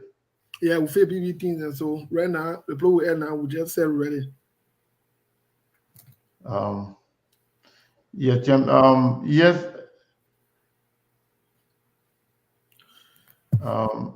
Yeah, but me, I will leave you, so you can hang out with our people. Yeah, we're coming for. But before we leave, I want to take this time to say thank you to those who have been helping, supporting, and contributing to SKTV. I want to say thank you to all of you. Some people that promised that they will support us on the project. One of them came through early this morning. Maybe she may not allow me to call her name as a female. She actually posted it in the chat room and she sent us $100. I may not call her name on here because we are not allowed to. But I want to say thank you to her. We really, really appreciate it. And those of you who actually promised to contribute to the SKTV, please do so. You can use Cash App, you can use Zelle. If you are in a country where you cannot use any of those, you can also use Western Union or MoneyGram to Steve or myself, we will definitely receive it. I want to say thank you to all of you for the support. Let me just see real quick so that I can leave you guys hanging. If anybody have made any contribution, so we can just go without acknowledging it. Okay, nothing here. Let me see here. Yeah. What? What's wrong with this? My fixed ID team, man. You know, like to you give me hard time if you. Yeah, the thing say you not be born and so. No, Steve. See, last night around 1 in the morning, somebody attempted to hack my account. They can get that, eh? Yeah, in the morning. All right. So speaking of people, I just mentioned that somebody just sent us $100 with the person no name. Thank you so much. We appreciate it. So those that promised, like I said, I didn't want to leave the chairman on while we having a very good conversation to start to talk about money. I know a lot of people here that time, but money is important. But I know your attention is also very important. You wanted to listen to the conversation. I know you learn a lot. You got a lot from this conversation today. I know you did. At SKTV, like us or hate us, we will always ask the right question, the rightful questions, the critical questions, the tough questions. And that is because people trust us. So people speak through us. We ask the question you want to ask, the concerns you have. Sometimes the politicians, they may not like the way we ask the questions. Sometimes they can be put in a very difficult position to answer some of these questions. But we do it for you. We do it for our people. We do it for our friends, followers, well wishers. For the bring people. So sometimes if the conversation is so interesting, we don't like to talk about anything else. We want to make sure we stick to that. And some people will come after the show to watch and listen. So if you plan to support, you promise to support, feel free to do it. So Steve, I think unless you have another statement to make, we got to call it a day. Yes, no call it a day. I think it's Thank you, Junior. Thank you for everything you do, man. There are a lot of people on this show. Trust me. I don't like to single people out so the other people can be left out, but there are certain people I just can't thank them enough for being around SKTV. Sometimes it's all not about money you give us, but the commitment to SKTV to support us, to make us great. Not just us, but even those gentlemen, young people that work with us back home, you guys help most of them without even telling us. Sometimes they can tell us. We really, really appreciate you guys. Money hard to get them, and everybody can suffer for their money. So the $5, $20, $200, $300, $100 you can take to give it to other person as if to say you got no use for your money. We recognize it. You got a lot of use for your money, but it's out of conviction. It's out of passion. You can take your money to support SKTV. So we really, really appreciate it. All of you. Yeah.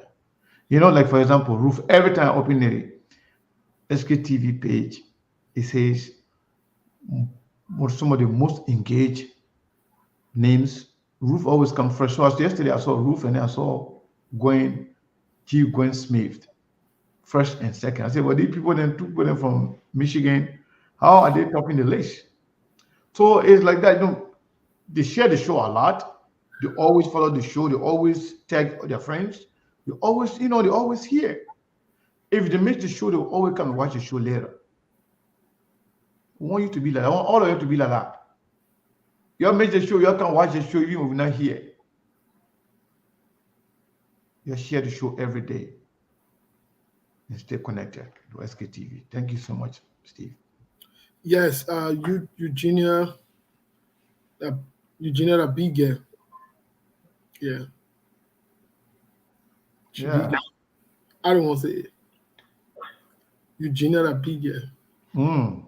Yeah, but we gotta go. All right. Oh, you read that, Eugenia Abige. Okay. Yeah. So, folks, thank you so much. We got to leave it there. I want me to take it home. Okay. So yeah, like I said, man, I can't call your name, but trust me, there are certain people I really take my heart off for you guys. Everybody's important on this platform, especially my ladies. No disrespect to the guys, but our ladies, man, all of you guys, man, you guys are the best. Sort of God. You guys are dependable. Even when we're not here, we're not come on. Some of you will text me, what's going on? Because everything okay. You went through Kanga, can always do that. Agnes, you guys are the best. Berto Stewart, you guys are the best. The reason why I don't like to call name because we'll be leaving some names out, and I don't want to do that. I love all of you to the moon. Believe me. Some of you, anytime you call me, I'm available to talk. Little, not little, I don't care. That's why some of the sisters too, I can call them sometimes. They'll be like, say, why you call me nowadays?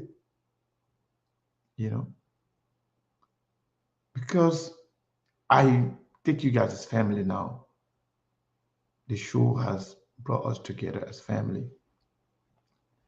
And all this is because of our love for Liberia and our quest and passion to see a better Liberia. So because of that, we have some kind of bond that is unbreakable. Thank you all, and I will see you tomorrow.